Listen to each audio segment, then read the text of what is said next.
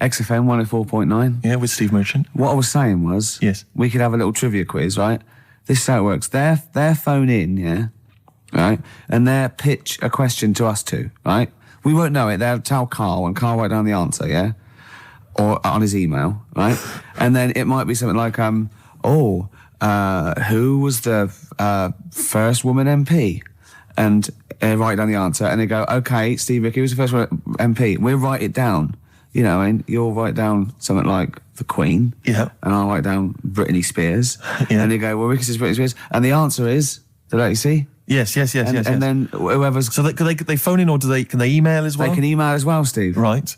Okay, so let me just try and clarify this, because I didn't really follow that, and I know what the competition is. Right.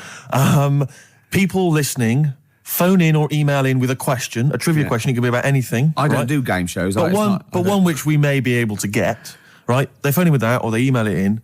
But only Carl knows the answer. He asks us here in the studio the question. Ricky and I write it down independently. We hand it to Carl. We see who's got the right answer. It's like 15-1, but 2-1. And the great thing is that the best question that we'll vote on at the very end of the show can win these 3 CDs. We've got Feeder, Echo Park, The Essential Bob Dylan. That's a 2-CD set, Rick. Maybe keep the questions highbrow to show our intellect, not things like pop and trivia. And good idea. And we've also got this big compilation, Reloaded 3. That's also a 2-CD compilation. We'll start phoning and emailing now. Phoning, emailing go with berserk. Your trivia Absolutely questions go berserk. For Gervais. I'm best at science. Well, don't start giving hints. That's not fair, because I'll say I'm best at films if they want me to. Yeah, but I've already said don't do trivia and entertainment and that. Well, they should do. They should do trivia and entertainment. Music and films is what they should do. No, they shouldn't. Or old TV. That's the cliche of XFM listeners, and I know they're more intelligent than that. They're not, Rick. They're stupid people. They're stupid people, and they only know about a few things. Garbage, Cherry Lips on XFM 104.9. Well, either they really want those CDs or they want to embarrass us. Because the phone lines are going mad. And they are going mad. We didn't even give out the phone number or the email, Rick. Shall I just give it out now? Well, obviously I don't need to. Well, I ought to anyway, for those that didn't hear it but didn't know it already. Of it. 08700 800 1234. Sorry, that's not 08700 08700, because I started again because I sort of fluffed slightly. Yeah, go on. 08700 800 1234. And when he says he fluffed slightly, that's not how he got into television. Exactly.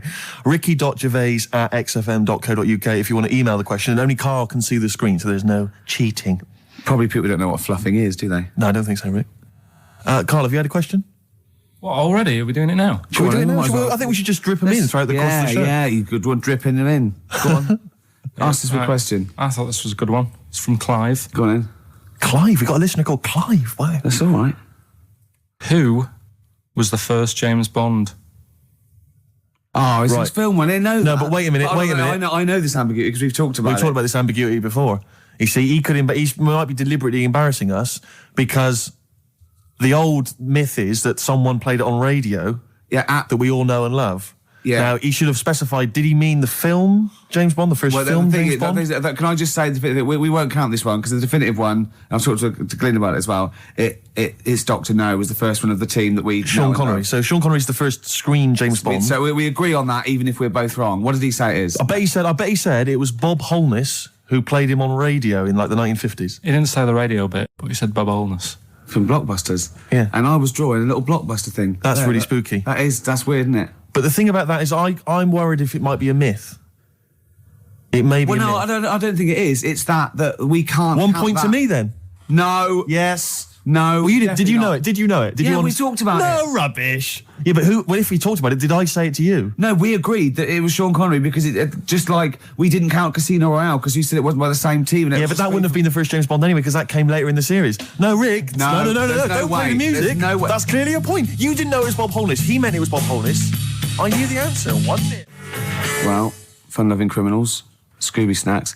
Anyway, it doesn't matter because we both agreed once in a pub that the right answer is Sean Connery. Yeah, but wait a minute, Rick, the point's not that. The man phoned in with a question and the answer the man was after was Bob Holness. Oh, okay. And that's the answer I'll tell you gave. what, the answer I was after was me. But that's nonsense, Rick. He's the question master, the man who phoned in. That's ludicrous. You to face the facts. You can't say what number am I thinking of? It's got to be the real answer. No, but I knew the answer he was after. So brilliant. Yes, because that's, even if he's got it wrong, it's such common parlance now that Bob Holness was the first James Bond that I knew the answer. Face the facts. Right, give us another question, Carl. Jeez. Give us another question. God, he's a bad loser, isn't he? I had a good one here, but You've forgotten it? Or I sort of scribbled it down. this is brilliant, isn't it? Hang on a minute. We can edit this out, can't we? It's not live, is this? It's only a piler. It's gonna this is going to look great when it comes out. Go on. Which food? Yeah. Carl, you know making up the question. No, it's just that I sort of took down the important bits. But this is amazing. This is amazing radio. Go on. Which food kind of doesn't make you fat? Jeez. What kind of a question is that? Oh, this is No, it is proper. I love imagine this on the weakest link. What kind of food doesn't sort of make you? I mean, it doesn't make you fat. Okay, do you want Basically, no sort of calories in it. Celery. Water. Well, I mean, what do you mean? Do you mean a vegetable? No, do you mean you're right. You're right. Apparently, it uses up more calories to bite it than don't. Yeah, but wait a minute, Rick. One all. No, it's not 1-all because you're supposed to write it down. You didn't know. But you didn't. What do you mean I didn't know? You're supposed to write it down. That's the whole point. We're writing things You down. said water. You said water. But that's because I thought we weren't taking the question seriously because you didn't know what he's talking about. 1-all. We got to set the rules. This is Bit too much like Portishead for my liking. Was it? Yeah. I quite enjoyed it. Beat a band. Well, it's because Portishead are from your neck of the woods, isn't it? Was it? Portishead, I think you'll find. Yeah, I'm embarrassed myself. Right, another question, quick. Is this question a real question with a definitive answer? Or is it like, what is my most comfortable chair? I don't know why people aren't going to maybe like Trivia Pursuit or something, just getting a question off that and then... Because they're a little bit more discerning than that, Steve. Have you heard the questions? They don't know what they're talking about. This is stuff they've overheard in pubs. Come on, ask it, Carl. I look at the Carl takes down and goes, what's that? I know. What am I meant to write? Go on then, ask this one. Right. What sort? No. The Pope. Yeah. What semi-precious... Sorry, Anne, Mrs. Robinson, we're going to have to let you go. Yeah. Go on. You are the weakest link, Carl. Goodbye. Yeah, go on. The Pope. Yeah, the Pope. Yeah, we've got the Pope. Yeah, that's not strictly a question. He wears a... He wears a dustman's hat. He wears gold blimey trousers. Yeah. Does he live in a council flat? Yeah, he lives in a council flat. He wears a semi-precious stone. What's the stone? The Pope wears a semi-precious stone. What is the stone? You mean, what is it called? Yeah. What is it called? What, has it got like a kind of papal name? I think it's like, is it a 18-carat one? So we got to try and get the carrot Yeah. of the Pope's big diamond. He calls it Dennis the Stone. Do they want the type of gem it is? Like Or is there diamond, some kind of jade, papal name for ruby, it? Or do they want it like the Rosetta Stone? Or I don't know. I can't play a record. Play 2 record. Let's not. Where's your head at? Basement Jacks. Right, okay, let's get this right. Have we knocked this on the head then? It's just not happening. Oh, here he is. Look. Here he is. Come in. Hey, look, he's... How have you... Oh, God. I don't believe that. Oh, that's pathetic. I do not believe that. That's absolutely pathetic. Now, they won't believe this, will they? No. Right, No. if I say that Jonathan Ross just got his massive member out, and he is a big lad, come and sit down. I've got your tickets, Mr. Gervais. Thank you. What's going on here then? I mean, why are you dropping off tickets? Well, because, in the spirit of the Comedy Awards, we like to have the rising young stars of the British Comedy That's Awards. right, and that's me. Well, we couldn't find any this year, so we've asked Ricky whether he would sit in the rising young star seat, and I wanted to deliver the tickets personally, so there's no excuses if he doesn't turn up later. Yeah. I always suspected that you were sort of pretty well endowed. Yeah. And now we've seen, it's on webcam. That was just one of my cocks. That's the one you're wearing today. Didn't we? Did We you? got Yeah, in don't trouble say saying that. No, we were This is meant to be the happening young station. What's going on? No, you can't say stuff like that. You can't. Just careful what you say. Look at after Julian Clary. What, 10 years can in I- the wilderness and he comes back in a person life. 10 years That's in the not gonna wilderness. happen to you. That's Jesus you're thinking of, isn't it? Just because you're on everything at the moment. I walked in here and I came in here and I thought this is the young happening place. And what do I see in here? 3 old men sitting. What are you talking about? I'm only 28, 27. You all look, you're wrecked. You all look wrecked. You're Well, that's because we're always partying. I was looking for some youngsters. Where's the youngsters? I wanted to see some tight leather pants. I wanted to see some foxy chicks hanging on you every word. What is it? It's a bunch of old blokes on a block up there washing up in a sink. But look at him. He even dresses for radio. Look This at is him. ludicrous. It's amazing. It's like, you're I love the fact you were on the phone to Gervais last night, weren't you? Asking his advice on clothes. Look at him. He's going for the man down the DSS. I like that look. That's a nice look. Have you got a single pair of trousers that aren't elasticated at the waist?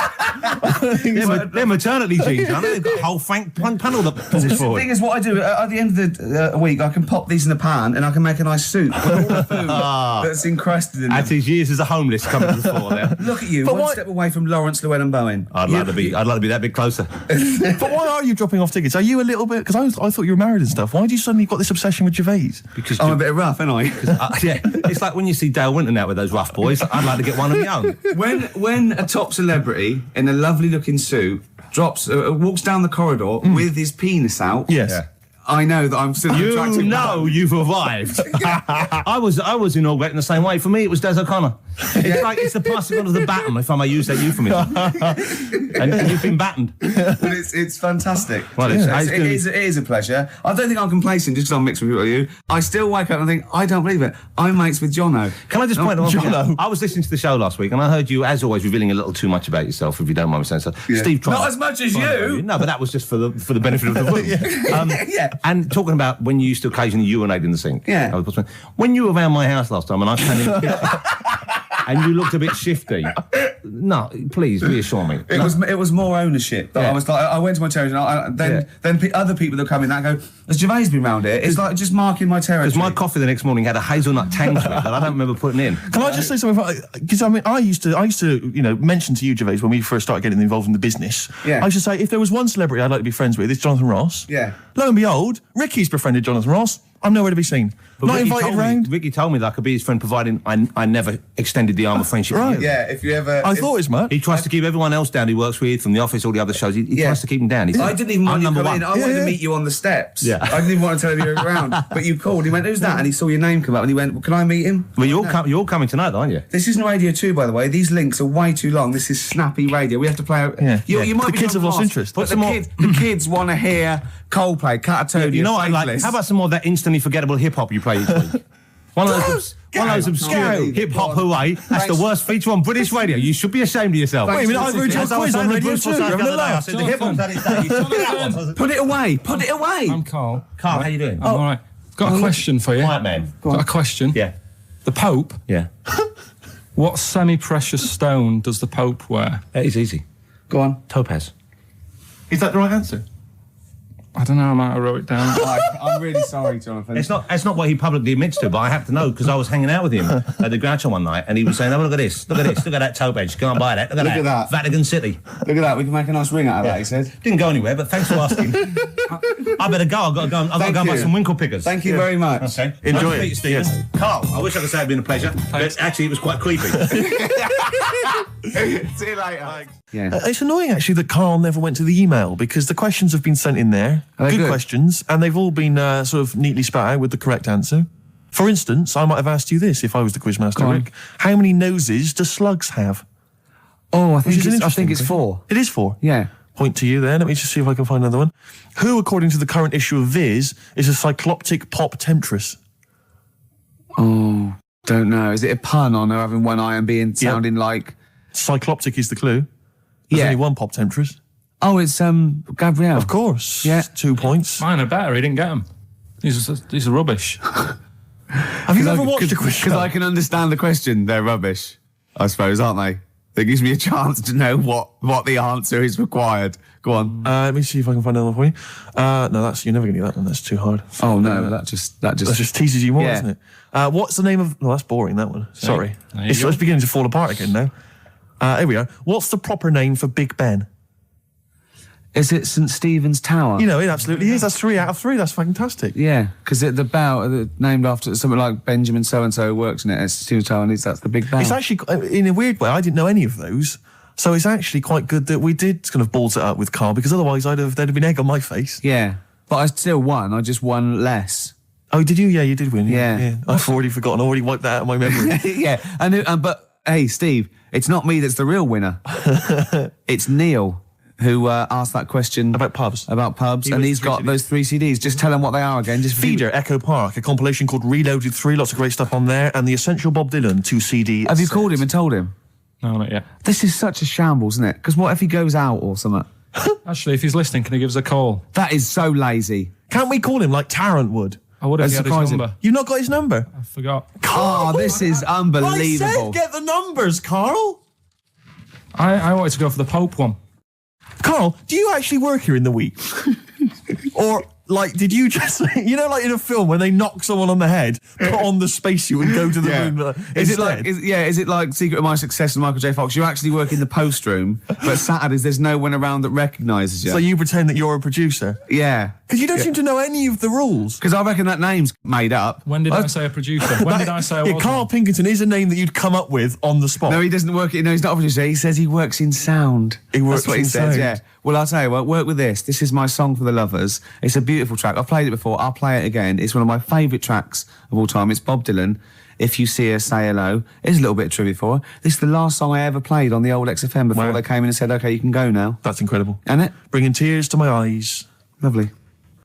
Well, the greatest singer-songwriter of all time. Beautiful. With one of his best songs there. Absolutely. Bob Dylan, If You See Her, Say Hello. She might be in Tangiers. I mean, he's having a go. If you're going to go to Tangiers on the off chance to try and find her, I wouldn't bother. Yeah. You know? But I mean, you know, he's certainly if you're going to be there, then he's have a look desperate. for her. He's desperate. He's going, well, she might be in Tangiers. Have you checked upstairs? She's definitely not upstairs. Just have a look. Well, anyway, that was Song for the Lovers. But because I'm so excited about having such great prizes to give away for the first time, some albums that Carl found, we've got the lucky winner on the line. Hi, Neil, are you there? Yeah, I'm here, Ricky. Hi, you're a winner with XFM. Fantastic. Yeah. Do you like Feeder? They're a good group, aren't they? Feeder, well, yeah, the kids seem to like him. They do. The kids like them. And then Bob Dylan, he's a great, lovely bloke with a guitar, isn't he? You're working hard, aren't you? I'm fed up with this, mate. Really. Honestly, I just don't know what else to do. I come in every week. I try and do. Yeah. You have to write a new series of The Office. That's what you have to do. I'm trying, but I've got voiceover work now, so there's more money in that. You know. You're everywhere. Yeah. Woolies adverts. Yeah. Ooh, sorry, I shouldn't mention that shit on the radio. No, it's all right. So, Neil, Steve Merchant here. Will you be looking forward to receiving these albums? You've got Feeder, Echo Park, Bob Dylan album, the best of, and a compilation. You looking forward to them? Oh, absolutely. You know, I mean, it's going to really lift my Christmas haul. I'm not going to get to go home this year, so that's going to make up for it, I'm sure. Neil, what of those three? Which one will you be putting on first? I think Feeder, Echo Park, because the kids seem to like it. Okay. Excellent. Thanks very much. What will you be doing for the rest of the weekend? Are you going to be chilling out? I'm chilling, man. I'm freezing. I'm playing golf right now. That's madness. It's very cold out here. What's your handicap?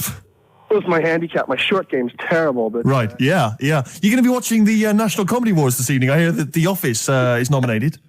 you guys are the shoe-in. Sorry? You're a shoe-in. It's yours. Thank you. I don't know what a shoe-in is, but I'd like to go to one. I think it means like foot in the door. Lovely. Yeah, not foot in the door. It's like it's yours. Your name's already on it. Oh, really? I Wow. would think so, yeah. Well, why would Ross stop around? I don't think he makes the decisions. Neil, but thanks very much for calling. Those prizes are going to be winging their way to you. We're just like real DJs, aren't we, Neil? Just say we're just like real DJs and we'll leave you alone. You guys are just like real DJs. Enjoy your game. Cheers, bye. The reason you became king of the universe, of course, is because of your fascinating French bread anecdote. Oh yeah, come on the story? then. How did baguettes come about? If this is going to be someone cooked a loaf a bit wrong and said I can still make a sandwich out of it, I'm going to hit you. No. Go on then. Right. Napoleon, when he was at war and that with Russia. 1812, yeah. Yeah, all his soldiers were like, not used to the cold weather and that. So they said, take some clothes in your bag with you because it's going to be nippy out there. So they put all the clothes in the bag. Sure. They were told, it's Napoleon, for Christ's sake. No room for any food. You're joking. So couldn't they make some sort of like sandwich? No, it wouldn't fit because of all the clothes. You had to take extra gear. Sure. So, anyway, he said, I can see where this is going. I'll be honest. Is there a baguette-shaped gap left in their holdall? They thought, let's make some bread that you can fit down your trouser leg. What? That's not true! No, it's not, I read it in Euston train station. I was waiting to go back to Manchester. Where did you read What, this? scrawled on the wall in graffiti? Yeah. Do you know Was it also meet me here for cock fun at 12 o'clock? The Upper Cross Sandwich Shop, Euston Station. It's on the wall. What do you mean it's on the wall? Do you know how it says, like, sail on at Dixon's, whatever? Yeah. Next to that, there was, like, a bit of information. Once you've read the stuff on Dixon's... I get information. There's a big thing about the history of the baguette. I read it and I thought, we got to make a sandwich we can split down our trouser leg. But how can you march and fight with a huge piece of bread down your train? Although it would be intimidating. You see them coming, you go, sacre bleu, look at the size of them. They're big fellas.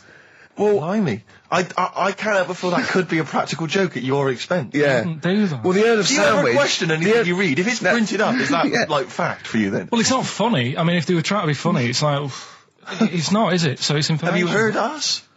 Things sometimes want to be funny when they're not. That's exactly what happened with the sandwich. The Earl of Sandwich wanted something he could fit down his pants. And it was those triangle cut sandwiches wrapped in cling film were perfect. You might be right. You might be right. I am. Because the Cornish pasty, so they could drop it down the mines, isn't it? Is it? They wrapped it up they wrapped up like meat and vegetables in pastry, and they sort of crimped it, and it was like and they dropped it down the mine, so, yeah, that's how that came about. And bagels were originally made so that people could play hoopla, but then eat afterwards. I don't know if you're aware of that. That is true, Carl. Well, anyway. Call my bluff. Is one of them true? Yeah. They're all true.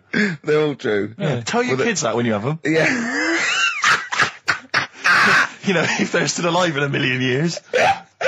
Well, it might be true. Can someone confirm that baguette fact that it was so Napoleon could stick it down Not him. his trousers? Not him, his soldiers. His men. Yeah. Fascinating information. Fascinating bread information, Carl. Radiohead. Yeah, now this is my song for the lovers. It's a beautiful track. It's Let Down off OK Computer. It's one of my favourite Radiohead tracks. It's lovely. Right, set the tape going now if you want to tape these songs. Avalanches, Frontier, Psychiatrist. Absolutely. Well, we've had lots of emails. People, obviously, we inflamed and provoked Well, about actually, I have to say, the Cornish pasty. I've got a couple of amendments to that. The crusty bit, is actually as a handle, because obviously the miners had dirty hands, and they'd eat all the stuff in the pasty, and they'd be left with this sort of crust, and they could throw that away. Also, someone told us that at one end was a apple, so you have a little sweet as well. Little dessert. So, there you go. You noticed how, like, over the years we've been doing this, way back when we started XFM, no one ever contributes when we ask about the music, when we ask about hip-hop, or their, opinions on that, anything important. No. But start talking about pasties. Yeah. We've had about 5 phone calls. Yeah. And someone phoned up to confirm. They used to work for Upper Crust, and basically, Carl got all excited. So it is true. Well, I don't know if it's true. I've read the same sign you did, Carl. Interestingly, there's an email here that says, which basically offers a history of the baguette, and talks about after the revolution, the government decreed that all of France must eat the same bread, and it was up to the bakers to bake this bread of equality. And then Napoleon kind of made sure it was a particular, he kind of set in. Obviously on the bread you can eat anything you find in the garden, frogs, snails, bits of horse, But squid. the interesting thing is, Rick, that there's no mention of sticking it down your trousers whilst going to war. The French have tried to keep that secret for over 100 years, It was only Steve. the upper crust people. Nearly 200 years, that is a top secret. Somehow Euston Station Upper Crust got hold of a document, left behind in an old sea chest, possibly Napoleon's, could have been Josephine's. Unfortunately, jotted it down. He's kicking himself now. Oh, Secretary, I cannot believe I left a note. If he talked like that. He did. He did that, yeah, he talked English, but in a very funny French accent. We never got the, we should learn a competition, who's the tastiest cartoon ever. Well, actually, I threw up Cheetara, I threw up, Jessica Rabbit. I've had some people contribute here on the email. We've got someone here, Dom, has emailed us. He's told us that, for him, Daphne from Scooby-Doo. Yeah, popular choice. And obviously this is one I've never quite understood, Wilma from the Flintstones. I've actually always felt that Wilma, I don't know, I just thought she was a bit... No, not Wilma, Betty, surely. Yeah, Betty. Well, this is what I'm saying, Wilma, I mean, yeah, Betty, surely, but Wilma? No, I mean, she's quite homely. But Betty, come on, Steve, you wouldn't say no to Wilma. No, I suppose not. Rick, we've got a couple of emails in here, and they're saying they enjoyed your performance over the Christmas period on a programme called 100 Greatest TV Moments. Yeah. Did you do an interview or something? What was the deal? I didn't see this. Yeah, the Office was in there, wasn't it? And I was interviewed for it. But what are they talking about? They enjoyed your performance. Come on, tell me what do you? No, I don't. It's the thing that I did on Razzmatazz. Oh, is this where they found a clip or something? Yeah. No, I was in a band, and we had one single out or something, and I did one TV appearance when I was about, oh God, and they showed a bit of it, about 7 seconds, me on Razzmatazz. Oh God. Razzmatazz, for those that don't remember, was like a kind of, I suppose, what was it, like a kind of CD UK of its time? Yeah, exactly, yeah. And, oh God. And it was of the time, sort of new romantic. And they showed a clip of this? I looked about 10, and about 5 stone with hair and makeup and girly clothes. My sister actually said I look like Posh Spice. Brilliant. There's a funny story about that, right? Because we were rushed and we had to do this thing, and oh God, and we were meant to take a flight to Newcastle. And where were you travelling from? London? Yeah, but we got there and we didn't have tickets, we were told to be there, but the A&R man overslept. Right, for the company, overslept, and it was terrible, and we were fretting, and eventually it was too late to get the plane, we missed the plane, we had to get a train, and it was really kind of fine, they were back and forth, they're going, yeah, if they come now, we can still do it, we're going to miss it, and this was like a big promotional thing, and we got there, and they went, oh, God, right, and I had this sort of like jumpsuit I was wearing that I'd cut off, put that on backwards. A jumpsuit? Yeah, Brilliant. I know, Is this what was bad. on the clip? Yeah, I had that on back to front, and there was no time, and I think I even mimed wrong at one point, and it was awful. But the funny story is this, that when we were there, we didn't have our tickets. This was at the airport? We bumped into Bucks Fizz. The guys and girls from Bucks Fizz and their manager, so there's like 5 of them, right? And there's 2 of us, and they had 5 tickets, and Bucks Fizz tried to smuggle us through. And so they went through the things, right, and they went, tickets please, and he just waved 5 tickets that he had, like that, goes, this is us, right, and they went, well, can I have a look at them? And they went, there's only 5 here, and they just looked at us and went, sorry lads, we tried. We were nearly smuggled through. By Bobby. Carol. They couldn't even with their powers, they were the height of their powers. That was like make-believe time. They'd already done making your mind up. I thought if anyone can get us through customs check, it was the Fizz. But even the Fizz what I like could though, not that get us reassures me, I have to say, about kind of airplane travel. You know, in these kind of troubled times, it's nice to know that even someone like Bucks Fizz couldn't get, smuggle someone through. That's good, because even the top security man went, hold on, there's 5 in the Fizz, there's 5 tickets, those 2 lads are not going through. Exactly. Yeah, that makes you more secure about air travel now. Well, it's lovely if I'm in America, and I see 5-star, trying to get through customs. With 2 other lads. Exactly. I think, wait a minute, what's going on there? Yeah. Wait a minute, security guy stopped him, it's fine. It's fine, yeah. You know there's only 5 in 5-star. Oh. It's lovely to know that. Yeah. I love the fact, and did you know the Fizz previously? Was this your first run-in with the Fizz? No, they were doing the Taz, same as us. They were doing the old Raz, same as us. Did you recognise the Fizz and go, oh my God, that's the Fizz, let's try and sneak in with them, or did they recognise you? How did it work? They wouldn't have recognised us. Exactly, that's what I'm thinking. I love the audacity of going up to Bucks Fizz and saying, try and smuggle us in. Can you try and break aviation law for us? Now, it's time to make your mind up. We're going to the land of make-believe. I did that and they laughed. They went, brilliant. Yeah. We'll get you through, lads. Yeah. Just stay tight. I was actually on top of Bobby's shoulders in a long coat. Lovely. Yeah, but Bill... Well, seriously though, I don't understand what their plan was. Like they would have gone, through. It's the Fizz, land through. Yeah. Don't bother checking the... It's like, wasn't even answering, we couldn't even get to Newcastle. Do you think it was wearing your jumpsuit backwards that sort of gave it away? Well, no, but see, I didn't have it on then. I was just in civvies. I just had jeans and a t-shirt then. I didn't even have my hair gelled. I was just like cash. I saw it. I thought it looked all right. Did you? Did you? Well, I mean, for Then you. In a tight jumpsuit. Yeah. Cheekbones. Brilliant. Yeah. I had some cheekbones. Yeah. That was. If anyone else saw it, or maybe they taped it and they've got a clip, because I'd love to see it. I missed it. Well, I'll get you one. If you have it, put it. I'll tell you what. Why not create a website? And put that clip on there on a constant loop, and then send the address in, and I'll give it out, and people can check it out for themselves. Yeah, brilliant. Is that okay? Yeah. Cool. I'll have to lose weight now. Yeah. Hives there on XFM 104.9. Right, we've got a competition question. Steve's come up with it at the last minute. This is just to check if you are a regular listener of the show. Yeah, we would like to reward loyalty. Exactly, absolutely. So, last week on the show, Ricky described a story that happened to him back in the 80s when he was making his TV appearance on Razzmatazz with his band, and he had to fly up, was it to Newcastle? Yeah. And he tried to get on a plane, and a pop act of the 80s tried to help Ricky sneak aboard an aeroplane. But failed. But they failed to do it. At the height of their powers. And they were at the height of their powers. What was the name of that outfit? Should we put them on the line? Absolutely, let's hear it. There's the people there already. This is to win Incubus tickets. Please do not be mental. Don't be mental or swear or say anything libelous or nasty. Yeah. Just be nice. You won't win if you're not. Go on. Hello? Hi, who's that? Oh, I've got my headphones on, haven't I? Put your headphones on, Rick. I'll just keep her talking. Oh, no. Hey, how's it going? Hello? Okay, hello. Hi. Hi there. What's your name? Lindsay. Lindsay, where are you calling from? Clapham Junction. And do you know the answer? I do.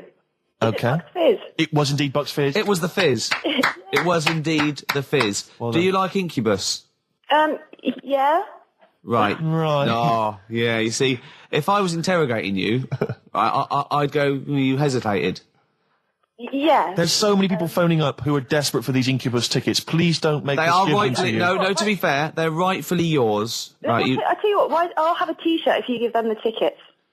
Okay, is that just any old T-shirt or... No. Can we send her a T-shirt? Carl's nodding. I think we can send you a T-shirt. Right, we'll get you a T-shirt. How are you going to do that then, Carl? Because you've got to take her name and everything now. You keep talking a minute. Yeah. This is pathetic. This is wouldn't amazing, happen isn't with it? Dr. Fox. He'd have it Foxy all wouldn't planned. do this. Can I say as well? There's a bank, there's a train station with one vowel. Yeah, but there's loads on there. He hasn't thought it through. Bo as well. There's many. Listen, Carl, take a note of her number. It can't have been that. I can't remember it. What was it? I remember I tried it the last time I tried it. This is a shambles. And I couldn't work it out. Then there was wrong answers.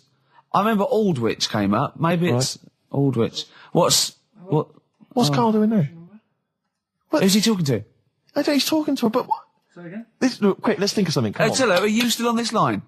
No, he's picked up the phone now. So what am I Don't doing? shit, we're giving away. We're letting people behind the curtain. Let's keep up this veneer of professionalism. This is so rubbish. Isn't Come on, it? no, It's okay. don't draw attention to it. Okay, all right. But let's just talk and make. So, Steve, what are you doing tonight? Looking forward to Pop Stars? I'm looking forward to a lot. Who do you wanna win? I'm glad you've asked, Rick. I'd love to see Darius have a bit of success, but I don't think it's going to happen.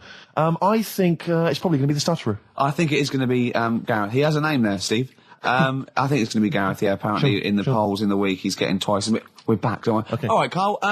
So she's getting a T-shirt, is she? Lovely. Right. Who's that on the line? Next contestant. Hello. This is amazing. An error. I mean, we couldn't do this worse. Go on. Exactly. Hello. Hello. Who's that? It's Dan.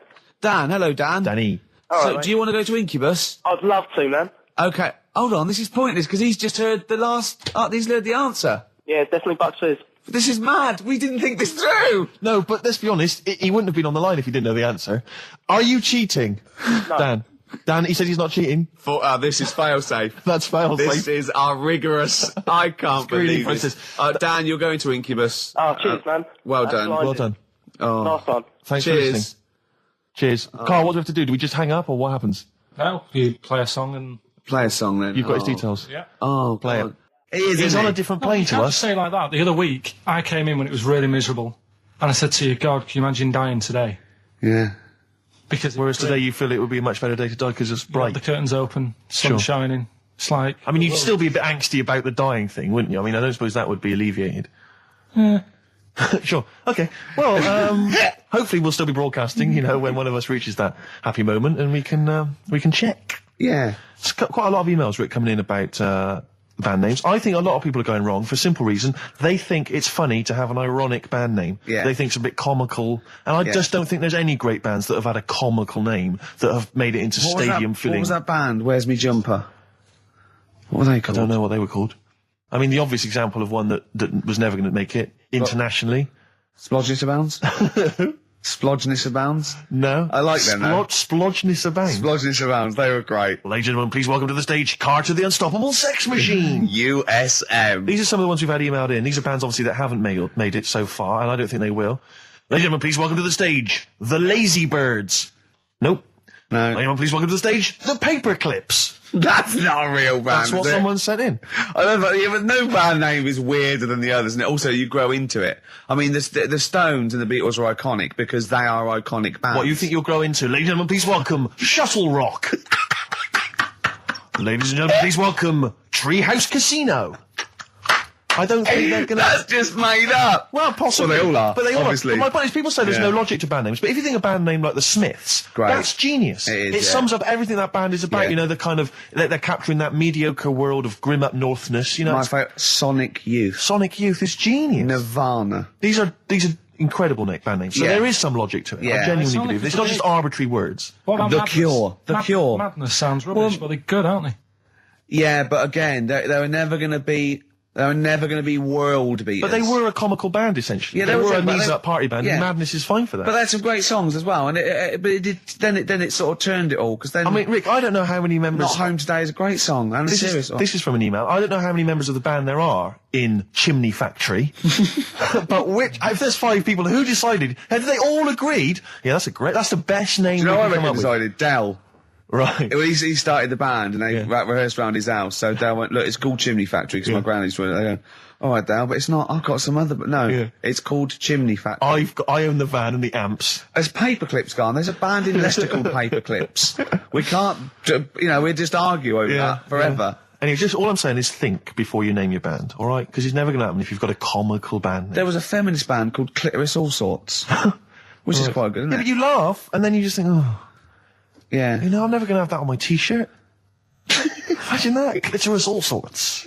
It's that time of the day now, talking of that. Yep. Song for the Lovers. Sure, it's beautiful. Now, Steve, I will play great old tunes to the cows come home. We got to give them a little bit of Dandy Warhols and Air and Athlete. I know that, and they're great. They're good, right? But I wanted to play a Cat Stevens song, but I thought I'd better not, because I've, play that a little bit. And we quite like resurrecting old reputations, don't we? People like Elton John, who had bad faces, or David Bowie. People whose names now are largely laughed at in the serious rock or people circles. that people might not have considered. I thought Cat Stevens, oh no, Rod Stewart, I thought. Was he Rod Stewart? Many people now are thinking of the leopard hot pants and the ludicrous Do you hair. think I'm sexy, and all those sort of awful stadium sort of disco things, but he wrote beautiful tracks from Maggie May through, and I thought, hold on, 2 birds with 1 stone. What about a Rod Stewart song written by Cat Stevens? Wow. Is there such a thing? The first cut is the deepest. Let's hear it, Rick. On this album as well is The Killing of George.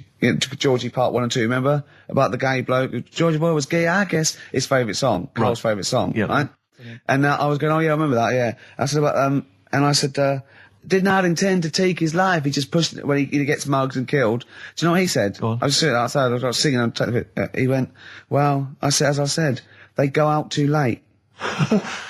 They go out too late? He meant gay people go out too late. He went, no, they do. I went, what do you mean? He said, well, they're always out, they go out, or when people are coming home. He said, if he'd have been in bed by 10, he'd still be alive today. That's a sobering lesson. And he went, Carl. there's one that works here, and he's shattered every Monday. Oh, if you're gay and you're listening, just be in bed earlier. Go out when sensible people go out. Yeah. You're right, we're not on the continent, Carl. If you're gay and you're not in bed by 10, go home. Yeah. I don't get it. First cut is the deepest, Rod Stewart. There's the phone. Answer it. See who it is. Can you give us a second, listeners? Just amuse yourselves for a moment. We're Who just is it? speaking to Carl's just on the phone there, speaking to someone. We'll just keep you abreast of who that is. is it? Time. It's 10 to 3. Wants to know if you're doing a live show somewhere tonight. So just a private call now. Asking Ricky. I am, yeah. Later. But Ricky, of I course, don't want to has say it appeared now. recently on television. I don't mind one person. in I the just want Hits to from get the out office, and often performs live at different venues around the country. So while those two take care of business, all right, guys, have you finished that private call? Yes. Jeez, that was outrageous. Star Sailor and Poor Misguided Fool. With me, Steve Merchant, and Karl Pilkington. The K-Man, round of applause for K-Man. Yeah. But no one's announced who you are. Ricky Gervais. Ricky Gervais. It's XFM 104.9. Saturday afternoon. If you didn't know that, I don't know why I mentioned it. That was stupid, really. You must know that by now. Well, we've got some great things coming up. We have haven't indeed. We've got songs and chat and things. We'll also, of course, be running through the white van man questions from the Sun again, but this time Carl will be answering them. I look forward to that. Yeah. Can we do that fairly soon? Oh, there's some good questions this week. Yeah, we will, but as I was coming in, there was a bunch of posh lads, I think university students, trying to get in, because they're doing one of those scavenger hunts that they have to get points for charity and do stuff, and one of theirs is get on a live radio show. Right. So I sort of felt sorry for them, so I said they could come on here, just for 5 minutes. Who are That's they? all right. They're just, Are they toffs? they are sort of like toffs, but they're trendy toffs. They're obviously... Trendy toffs? I don't know Yeah. what's that. Is that like Lady Victoria Hervey? Is she No, I don't mean that, no. They're both sort of like that, Will of Pop Idol. Right. They're like him, sort of like trendy but posh. Okay. They seem nice enough, and they're doing it for a cancer charity, and they just get... They got, what is it, like they got their sponsor to do various Exactly. I charities? don't know quite how it works, but they're gonna come on and, because we get, for coming on this live radio show, they get 17,000 points. Right, good. If I can put that in context, Yeah. if they were to say, did it help deliver a baby, they only get 7,250 points. But it's much easier. It is. There's lots of women just Happily gonna dropping let a couple of sprogs posh all ones. over the place. You can't get on a live radio show these days for love nor money. That's true enough. You know what I mean? Yeah. So, when are they coming in? Carl said they're going to just... 1:30, I had a word with them. Okay, what did you make of And, them? They are posh. Really? But they said they're going to wander about and go and see if they can deliver a baby and that. And then come back here for 1:30. And I don't know if it... I hope they don't leave a baby sort of half out, you know, if they've got it, you know, they're push, sorry, we're going to have to shoot off, we've got to go and see we've got to play an instrument in a marching band for 8,500 points. Well, I did say be here definitely at 1:30 because I don't want you getting in the way of the white van questions. And the other thing is, right, they get 7,500 points for delivering a baby, but they get 9,000 points if they cut Peter Stringfellow's hair. Well, he's very precious about his hair. It's a more delicate operation, isn't Absolutely. it? There's more that can go wrong. That's true enough. Take an unconventional animal for a walk in a park. What is an unconventional animal? I think that could be a dog that just doesn't play by the rules. Yeah, that's a dog that's into Slipknot. Yeah, that wheeze in a urinal. Yeah, exactly. Standing up. Exactly. Yeah, well, I'm looking forward to that. Well, I'm sure they're lovely guys. Good luck to them. Yeah, we'll see you later. Well, we're back, and there's a few more people here. Absolutely, well done. Yeah, yeah. Well observed. Yeah. Do you want to say hello? Yeah, hi guys. And what are you doing here? This is Mark and James, or Sco and Belch, and we're here. Sorry, your names are what? Sorry, say the last bit again. Or what? Sco and Belch. Sco and Belch? Yeah, that's right. Do you want to explain that? No. No, from the drinking story. games, I imagine. Yeah. We've got worse names than that, but it's radio, so. Sure. Now, you're presumably students? We've just we kind of graduated. We've been in work like about a year or two. And what do you do? I work for a management consultancy. I work for a distribution company up in Birmingham. Well, okay. So, Now, what you're doing is a scavenger hunt, and you're raising for cancer charity Cancer research. right? Yeah. And you've got to do. And this is we're just helping you out here because for 17,000 points, you have to get live on a TV or radio show. That's exactly it. So and here we are. That's why we're here. Yeah. Do you ever listen to XFM? I know of it. Yeah. I listened to it a few times. Sure. What kind of music, what kind of sounds would you normally be into? I love cheesy radio, sort of school disco, sort of, 80s stuff. Sure. Sorry, what was your name again? Mark, or Sco. Sco. Okay. And you're Belch. Belch. And what sort of sounds would you be grooving to, Belch? Cheesy. UK garage? Well, Craig David. a bit of house, just very occasionally. A bit of cheese. It depends what kind of mood I'm in, you know. Now, you don't listen much, but I mean, kiss a celeb because Carl. Yeah, we actually want to do that with you, Ricky. Is that all right? No. That's not going to happen with okay. Ricky, but Carl's now got his name mentioned in Heat magazine. Is that right? Well, So that's if you want to brilliant. snog Carl, we'd love to see that. I mean, we don't want to snog Carl, but I mean, we were thinking if there was kind of a female presenter here, we might be able to do something. But What are you saying? A female placenta. well, if you've got one. Have you seen some of the female presenters that work on XFM? Oh, placenta. Is that why they're on radio? I thought you said placenta. That's unlikely. I know. Well, now what's the other things you've got to do here? So what are some of the things you've done already? Well, See, some of these worry me, like start a fire in Pudding Lane Oh, we've done that already. for 4,700 points. I'll tell you what we have done. We've been on Phantom of the Opera stage already. Have you? Yeah, we just asked the stage door guy. And, That wasn't during the show, I see. No. And that's right. He actually mentioned that we shouldn't speak about that too. Otherwise he'll get sacked. But he was really kind to let us on. We've jumped in Trafalgar Square water with doing a sort of Friends impersonation, so that was... Right. How many points pretty did you get cold. for that? We got 2,000 points for that. We got Right. 8,000 points for being on the stage at Phantom of the Opera. Yeah. And we get double that. We get like 18,000 points, which is almost the maximum for being here right now. Really? So that's Yeah, well, absolutely great. Honestly, I wouldn't worry about the little things. I'd go for the big. Yeah, that's it. We're not interested in the little stuff. We want to go for the big stuff. Yeah. So what were the big ones are, get on stage with S Club 7, that's not going to happen, is it? When have you got till 6 today? Well, S Club 7 are on at the London Arena at about 2 o'clock, so... Good luck. But Okay. I think it's going to be very, very difficult to get on there, but we never I know. think so, yeah. Get in the vaults of a bank. Yeah, you got See, any some ideas? of these are bordering on the illegal. That's 20,000 points for that. Like getting a cage at London Zoo. Don't do that. I mean, it's 10,000 points, but don't do it. Unless it's a penguin cage. Well, that's what we were hoping. Just some kind of timid animal we might be alright with. You know? Yeah, sure. If anyone's got any good ideas for sort of funky things to do on air, then Okay, well, if you leave your number and anyone calls in, they can help you then. Well, maybe some of S Club 7 are listening. Well, let's hope so, because I mean, we love them to bits. If they are, it is for charity, and the points get awarded into money for colon cancer research. So it'd be absolutely fantastic if we could. Yeah, so Bradley, John, Tina, if you're listening. Yeah, if you're listening. Or any celebrity out there who's a female celebrity, we need to snog them. It doesn't need to be a long snog, but if we can, that'd be great. This is good for 7,000 points. This looks like a good one. Play the organ in a church. That must be easy. Is that a metaphor? Yeah, but you know what church people are like. It says the bigger the better, so it might be. That's got to be euphemism. Yeah, it's got to be, hasn't it? Yeah. Well, thanks very much. Good luck. Good luck, guys. Get an arrangement standing outside Les Mis looking Miz. That's going to happen. That's good. Man, a big gun type thing on the HMS Belfast. Well, we've got a big gun, it's just finding the boat, which is the problem. Oh, calm down. What was your name? Bo? No. Po? Go. Thanks very much. Cheers. Very much. Cheers. Bye. From their greatest hits album, that's Outcast, and a track called Rosa Parks. Like it. Yeah, enjoy it. Now, we just had a call from someone impressed by Karl, and Karl's very pleased because this guy has actually done a PhD on Che Guevara. So in theory, whatever subject he chose, in theory, he's probably one of the experts in the world on this particular field. Now, hello, are you there? Yeah, I'm here. Hello, what's your name? My name's David. David, now where did you do your PhD? Did it at UCL. Did it at UCL, mild college. And what was the actual title of the PhD? It was Che Guevara's influence on class struggle in Europe in the 60s. And what did you think of Karl's performance? I thought he did really, really well. The only thing, I'd never heard those last words before. So Karl actually knows something you don't know. Yeah, possibly. Although you presumably not take that as verified information. You probably wouldn't take everything Karl said as gospel. You'd probably look it up yourself, would you? I probably would have a look, yeah. Did you know about babies' eyes? Sorry? Did you know that babies' eyes don't grow? I didn't know that. You see, that's why you shouldn't take things Karl says as gospel. Because it come out with something, vaguely intelligent, and then say, "Did you know about babies' eyes don't grow?" Any questions that you'd want to test Karl on? Any thoughts? Any things he missed there on the history of Che Guevara? I think he did really well, and I think he should be congratulated. Because Karl has problems with understanding why people are interested in history, and even though he's been reading these books, he keeps saying, "Why does anyone care about history? Why is it important?"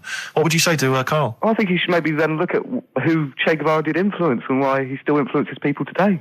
Yeah. Well, he knows that he influenced Citizen Smith, and he knows that if McDonald's ever wanted to swap Ronald McDonald for Che Guevara, it would cost him an awful lot of money. So he is trying to apply it to the modern world. He is having a go. Well, maybe you should think like why Rage Against the Machine have him on their T-shirts. Good point, Karl. Why do you think of that? Why do you think they have him on the T-shirts, Karl? I don't know, maybe that was the design of the T-shirt. Maybe they wanted another T-shirt. Maybe they wanted Ronald McDonald. But didn't have any in. Sure. And they said, we'll have that one there then. Well, thanks very much. Just before you go, do you think Karl would be an interesting subject for a PhD? Yeah, very much so, yeah. Okay, well, if you're not... Well, hopefully one day you'll become a professor and you can maybe set that as some coursework. I could do, yeah. Karl Pilkington. Imagine that. Cheers, Dave. Having an MA in Karl Pilkington. Thanks very much, Dave. Okay, bye. Cheers, bye. That's good. My teachers never did that. What, encouraged you in that way? Never said well done. So, really? Yeah. But you never showed up. Yeah, you had to be in the same room, They were really. too busy saying, "Who are you?"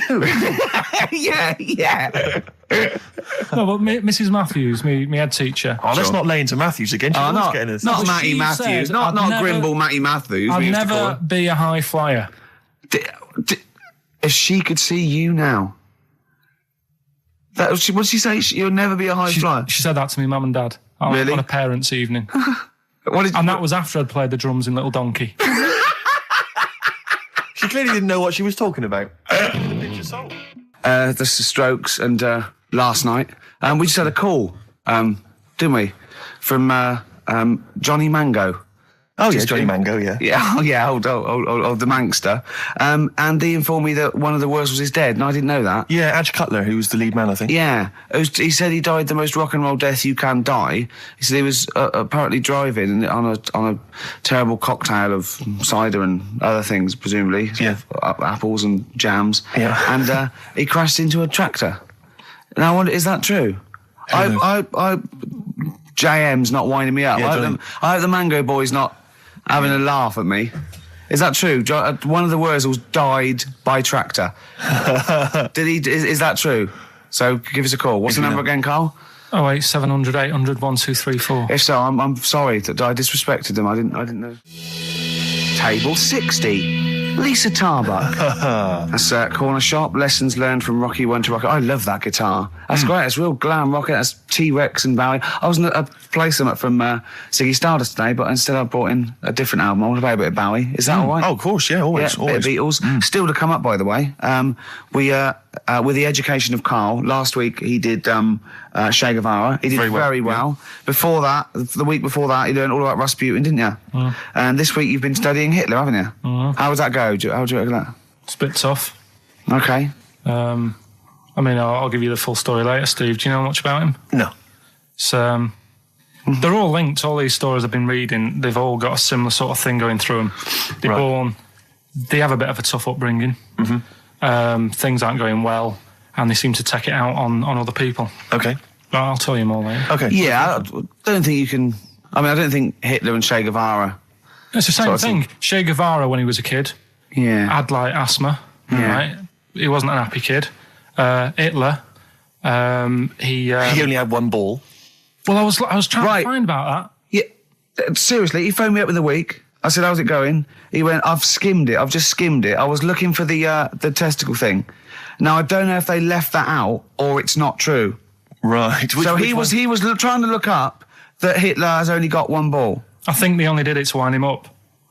Because it's like, you know, you might be taking over the world, but we're all saying you've only got one testicle. Sure. And it's did you look in the index and it's sort of Hitler, Adolf, family life, early childhood, testicles, absence of? Sort of skimmed through because one of mother brackets other. Albert Hall. Yeah. The only thing I could find was at one point in like when he was trying to run the place, there was a meeting going on. And somebody had put a bag in the meeting room and it blew up. Yeah, and I'm wondering whether it was under the table. Yeah, but... Well, you're wondering if it blew a testicle? It was the testicle was under the table. No, the bag blew off the ball. No, the ball sack was probably hanging below the protective top, and so that's where he could have lost. But why would he have only just lost the one? Because the way he was sitting. Cross-legged or something. Sure. Okay. Well, I mean, again. I mean, last week we had a Che Guevara expert phoned up. Maybe they could. Maybe there's a Hitler expert this time who could maybe phone up and confirm the testicle theory. Yeah. What's the number again, Carl? 08700 800 1234. You need to have at least done a PhD or something. I don't think we should invite calls about Hitler. I think we're asking for trouble. No, I'm talking about someone who's done a study of him and who's done a PhD. Oh, okay. I'm not talking about any old nutter. And also, Carl's lottery numbers. He's a little bit more confident this week. Okay, good. He went, they're more like it. And I looked at him and I laughed. He went, no, even Suzanne said I'm on more on the right lines there. Is anyone who has done a degree in maths or A-level maths that can bear... Carl won't believe this, right? Carl thinks... I know I was partly doing it to confuse him, just see that look on his face like a cat, right? But there is the chances with a random numbers, for example, the lottery, of getting 1, 2, 3, 4, 5, 6 are no greater than any other single combination. Right. Now, that's true. I don't mean you're more likely to get 1, 2, 3, 4, 5, 6 than any other combination put together, but than any other individual combination, they're all equal. It's counterintuitive, I know. I know you think that to get a run of 1 to 6 is less likely than anything else, but it's not. Any named combination... It's not, Carl. If there's a probability... Well, it's never happened. It's never happened. Yeah, but there's any number of combinations that never happened. Every one of those combinations that have come up have happened, and they're just as likely or unlikely as any other combination, right? It's just that you feel intuitively, right, that 1, 2, 3, 4, 5, 6 is less likely than 1, 7, 12, 34, 60. You know what I mean? Well, I didn't win. Play record. Okay. If you give a monkey childbirth pills, it works. That's. Well, we were talking about interesting things about sneezing, and I remembered an interesting fact about monkeys. So, anyway, 2:30, brilliant. What did happen to that bloke who used to make the sound effects in Police Academy? I don't know. He was brilliant, wasn't he? Do you remember him? I don't remember. Was he called Hightower? Yeah, he was good. Yeah. If anyone knows, give us a call. God. Girls and boys. You've embarrassed yourself then, Gervais. What? Well, We've had a number of calls and emails pointing out that the Hindenburg disaster was not because the Zeppelin was filled with helium. Hydrogen. But filled with hydrogen. Right, okay. Well, I thought about that when he told me in the week. Well, yeah, but I assumed he must have got that off from the documentary. So it just went up. So that's probably why the voices didn't go. That was probably why it didn't feature in the documentary. Yeah. But it seems to me we should have thought of that. I mean, like, it's school fates and stuff where they're like filling little balloons with helium. Yeah. You know, there'd be all kinds of horror stories if they were just, just blowing up, left, right and centre. I don't think you can just blow helium up like that, can you? What? Isn't that the point? What I'm saying is it can't be as potentially lethal as hydrogen, helium. Well, like, hydrogen isn't as bad as helium? No, helium's not as bad as hydrogen. I don't know what you're saying, because the Hindenburg was hydrogen. Yeah, and I'm saying, why did we think it was helium? That's crazy. You go to school fates and stuff with like little kids, and they're filling up little balloons with helium. They wouldn't have big canisters of helium, a charity event or a small kind of bring and buy sale if it was deadly. Yeah, but it's not as big. I mean, when you buy those balloons at a fair, it's not as big as that big But presumably balloon. it's still flammable, is it? But it wasn't the fact how dangerous the rare gas was, or it was the fact that it was made of this thing that caught fire and just went. There was nothing. A hole in it would have been as bad. It just burnt quickly and fell to the ground because the hydrogen or helium escaped. It wasn't. It was irrelevant that what the gas was, wasn't it? I thought there was supposed to be some kind of explosion. Well, I don't know what it was, but the point is because the outer thing was so thin, right? The gas inside escaped and it fell to the ground. So it just fell to the ground like when you've popped a balloon. Well, not. It didn't quite. sort of go. It didn't like flap all over the place and make a zany noise.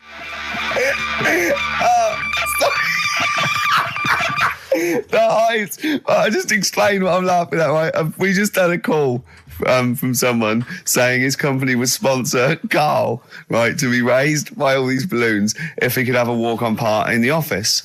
And we immediately went, we're worried about that sort of thing. You can't really promise that artistic, And I was worried about the legality of it as well. How can you promise someone that for personal gain that's a private and all that sort of stuff, right? And I went, I don't know. And anyway, put the phone down to him and Karl went... I love the fact you're more effing worried about that than me being raised 30 feet in the effing air. You started getting scared, did you?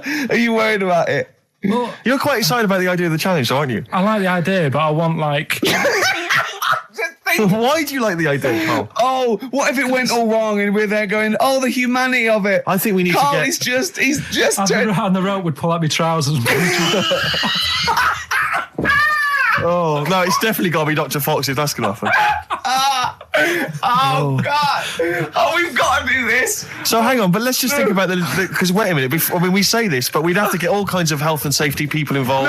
No, we wouldn't. Of course we can't just start raising you in the air. No, you're allowed to do it on private land, aren't you? Look what happened to the Hindenburg. No, but I was just saying there was lots of people died. Listen, look, all we do is we get someone, right? But what if he gets loose and he just floats off into the air?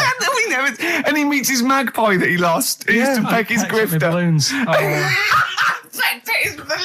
So I'm so excited about this. Listen, we've got to do this. No, but please. Shut up a minute. Let's just stop and think about it. It's 60,000 balloons. No, it's not. It's 6,000. But 6,000 balloons. That's a lot of balloons. No, it's not. No, it's don't not. Be silly. For sponsorship, people pay for... No, listen, it's worth it. There must be a company out there that'll pay for this, just so we can film it. Hang on, is there not an easier way of just getting one big balloon? Then the challenge is there's no challenge then. No, it's got to have people coming up and hooking balloons. It'd be like Buckaroo. And the person who puts the balloon that actually raises him 10 feet wins a prize or something.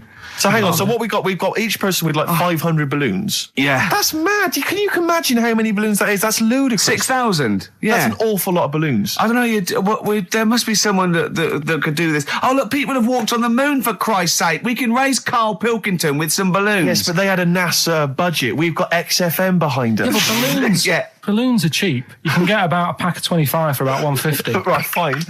No, true. Yeah, the helium though, Karl. You can't just attach yourself to a pack of balloons. No, but... What, you think we blow them all up? With helium. Right. Oh. Off you go. But then we can do something with the balloons, can't we? Release them afterwards. Oh, we'll release them back into the wild. Brilliant. As a sign of peace. Fly, my pretties, fly, Listen, be free. I am so excited. I've not been so excited about, and when I thought that Robin Ince was going to stay in my cupboard for £1,000. Look, we've got to do this. 6,000 balloons. I don't think it's going to happen. That's an awful lot of balloons, and I just don't think. I don't see how we can tether them all to Karl. He's a small man. No, but because you have them at different lengths, don't you? Yeah, exactly. Karl knows. Can you think about the logistics of this? Oh, someone must know. There must be a company. There's a bloke willing to do it. I know he doesn't know the technology of it. He's willing to sort of stumble. And a company just has access to helium like that. No, we can do this. Come on, London. Someone's done Londoners. It was on the internet already, so someone obviously has done it. Yeah. So they didn't say, "Oh, we can't get hold of the balloons." No, they probably worked it out, didn't they? Karl, you're more excited about this than anything else. About your education, about your exam results. You're so excited. And we'll have a little rope. We're like flying a little kite, a little Karl. We're like, let's go, Karl. What will you wear? Like a one-piece jumpsuit? Yeah, it'd be lovely. With sponsorship all over it? Oh, it'd be great. You're like Jackie Stewart, and just as you go up your little face, oh my God, I'm not going to sleep until this is done. This is the most exciting thing ever. Only 10 feet. 10 feet, yeah. We need some kind of rope to sort of tether you to the ground. Yeah. We don't want you sort of flying off. This is going to be great. And he'd have a little crash helmet and everything, and little Dee Dee boppers on the crash helmet, like he's a little flying ant. Definitely. We give him a little, oh my God, can we give you an outfit like little wings and everything? Can we paint your face with like children's paint? I'm not doing all that. Why? Oh, no, because that would be silly. Oh, please, Karl, do this. Do it. We'll do it for charity. Yeah? All right. Yeah? Oh, this is We'll do it be for children in need. Please, just phone in if you can help us. Lift Karl up 30 feet. Let's say 30 feet. I think it has to be a decent... Yeah, it has to be a decent height. Is there a world record? Because we want to break that if we're going to want to break that. What is the world record for raising a man by balloons? Yeah. Okay, so listen, let's just finalise details here. We've got... I'm so excited. Email address, ricky.gervais@xfm.co.uk. Ricky.gervais@xfm.co.uk. What's the number? The number, Karl? 08700 800 1234. Give it again.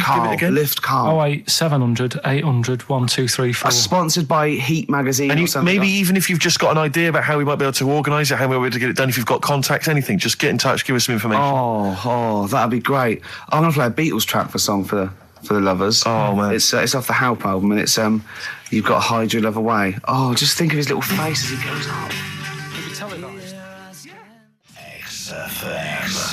Well, XFM, it's nearly the end of the show. I'm Ricky Gervais with me, Steve Merchant. We've enjoyed your company. Karl, we're going to try and get Karl in the air. Anyone that can help us, take him up with helium balloons. Our friend Johnny Mango called again, and apparently the record's 11,000 feet. Karl is getting a little bit nervous. Yeah, the world record is 11,631 feet raised by hot air balloons. Yeah. How tall's Canary Wharf? It's 11,631 feet. Exactly. I don't know, Karl. Is it how much higher? It's a long way. More. I'm not doing that. Because I'm like 6 foot something. Yeah, think of that. Just look at Steve. All right. Yeah. But you can change your record. You could say, well, the sort of balloons are the one with Mickey Mouse on it or something. Yeah, could I just say something? That man did 11,000 feet, but he wasn't naked. All right? Come on, Karl. Your 30 feet will be the world record for naked ballooning. Yeah? Mm. Think about it. All right, it's for charity. Well, thank you for listening, everyone. We are going to raise Karl. And after Karl said, and just to think, my teacher said I'd never be a high flyer. So this is your chance, Karl, to shine, to fly. Steve. It'll be brilliant. This is a final song for the ladies. Belle and Sebastian, we've not heard them for a while. This is from, it's actually a B-side or a triple side or whatever you call it. Track 3 on a single called Jonathan David. This is The Loneliness of the Middle Distance Runner. Play. Goodbye. Iggy Pop on board on XFM 104.9. I'm Ricky Gervais. Steve Merchant here as well. Yeah, little Karl Pilkington. Well, to reintroduce or introduce people for the first time to Karl, I think we should have a... Yeah, maybe sort of a quick Q&A, Karl, and we don't need sort of lengthy answers from you. We don't need lots of detail. Can we just a couple of sentences? Just to get a flavour of who you are. Yeah, so firstly, name obviously Karl Pilkington. Age, Karl? I'll be 30 next month. Really? This month? No, next. Where are we? I don't think we need to ask any more questions. I think we've done it. That's it. I think we've Welcome done it to the world of Karl Pilkington. I think I thought it would take 3 or 4 I questions thought it was going to be at least, to really explain that was the first question. Absolutely God. incredible. But we can't really leave it there because we haven't got enough else to do to fill up the 2 hours. So let's pursue this line of inquiry. Yeah. Age? What was the age, Karl? In a couple of months. When were you born? I'll be 72. Right. What month? What day? I'm on the cusp. You're on the cusp of a day. Well, 23rd of September. Okay. 72. So anyway, okay, right, good. And you were talking there about, obviously your star sign where you're on the cusp. Yeah. You believe in that, do you? No. You don't believe in star signs?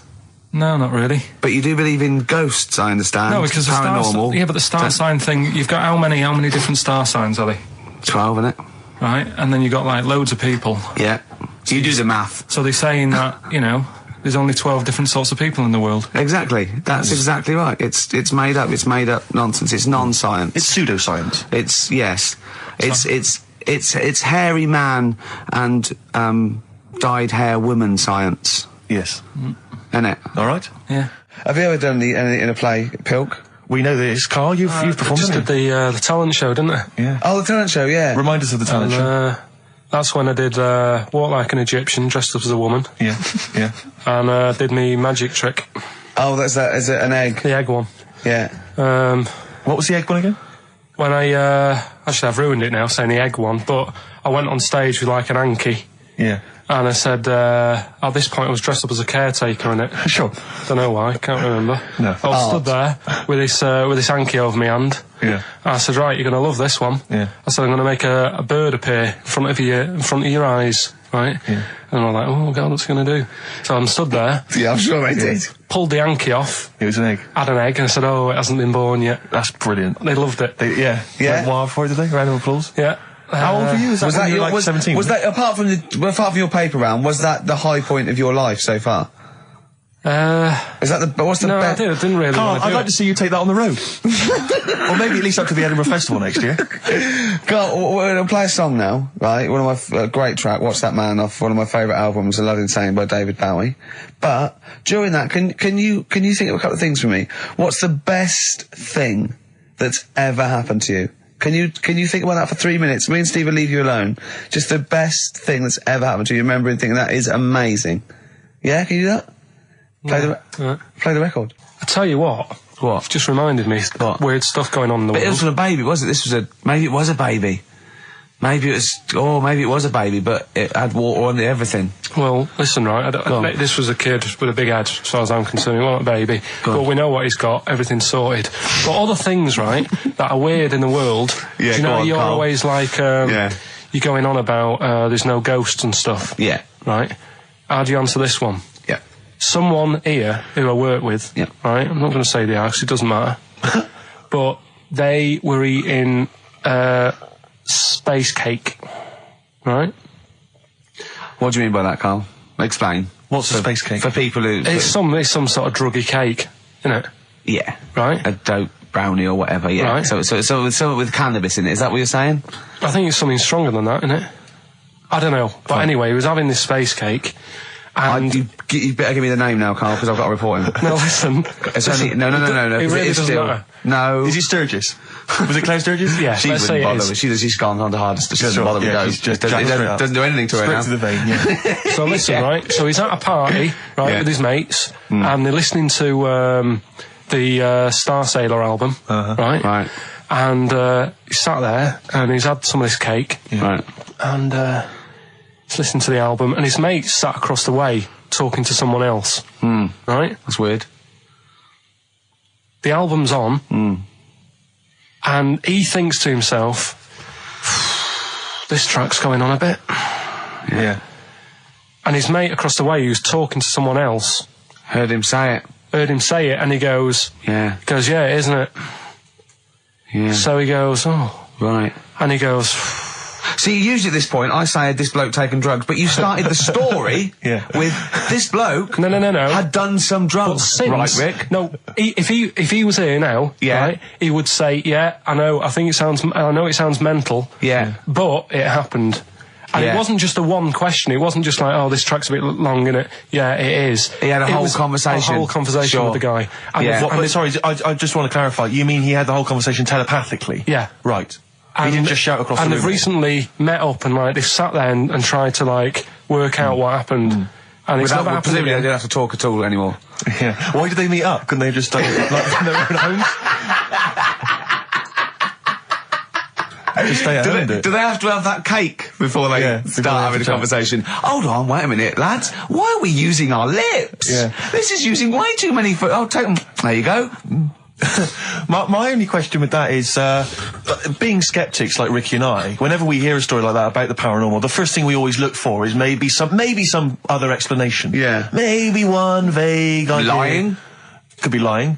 Chinese whisper. As I think you pointed out, there are drugs. It's often an issue as well. Madness. Fear. Delusion. Sleep. Yeah. You know, there are so many things you go through. I'm going to go with the drugs before your dead grandmother pops into the equation. I'm going to go with the acid. Right, tell the other story that you totally believe this as a true story, don't you? The fella with the being killed. Right, do you know how the other week we were talking about some fella who had his head cut off, and he said, when my head goes into the basket, I'm going to blink a lot, see how many times I can blink. But if you remember, when Carl first told me that, it was, I think it was Simon or Nick that pointed out. He goes, no, that's not quite right, Carl. Carl told me it, that he had his head cut off, and when his head was in the basket, it looked up and said, count how many times I blinked. But he believed that as well. So he was happy. He was happy with that. Sure. Do you know what I mean? So yeah, a couple of weeks ago there was a guy, he had his head cut off, and before he had it off, he'd said, I'm going to blink to show that there's life after death. And he did 32 blinks, right? Sure. So you two were sort of pointing that down the other week. Yeah, we were sceptical. So I looked again on the internet at some other website. Yeah. And there's a guy... Sorry, is the website, just to clarify, the website is the place where you bought that property on the moon, didn't you? Because it was a bargain. Right. So, this guy... Been gazumped. Look, we'll see who's been gazumped when this world ends. I've got somewhere to go, right? And I know you'll be calling me up, saying, "Oh, can I come with you?" Haven't you got like 2 square foot? No, I've got acres. You're going to have to stand deadly still on the moon in your 2 square foot. I've got about 20 There's no acres. place for Suzanne, it'll just be you. 12 off, love. It's all those people with big heads and web feet that've been buying it all these years. Well, listen, right. Go on. Anyway. Play a record, tell us the story after it. We've been chatting for sorry, Carl. No, there's no record. Play a tune, we'll come back with this. What's this, another ghost story? Let's play one of my favourite songs of all time, because I'm going on holiday and getting into a lovely serene mood. Sorrento's probably from that. It's Neil Young, After the Gold Rush. Beautiful. Still to come, that competition as well. I look forward to that. Carl's quiz. Yeah. What an amazing track that is. Tune, yeah. Neil Young, Dynamite. After the Gold Rush. So go on, Carl. Sorry. Go on, Carl. So let's take us back a few steps, Carl. What's the story? Right, so I did some research. Right. Let's just recap again. There was a guy you read about who had his head chopped off. He was guillotined. Yeah. He had said to the people around him, I am going to blink once I've had my head cut off to so show the brain that life can still... Or the brain can continue to work after death.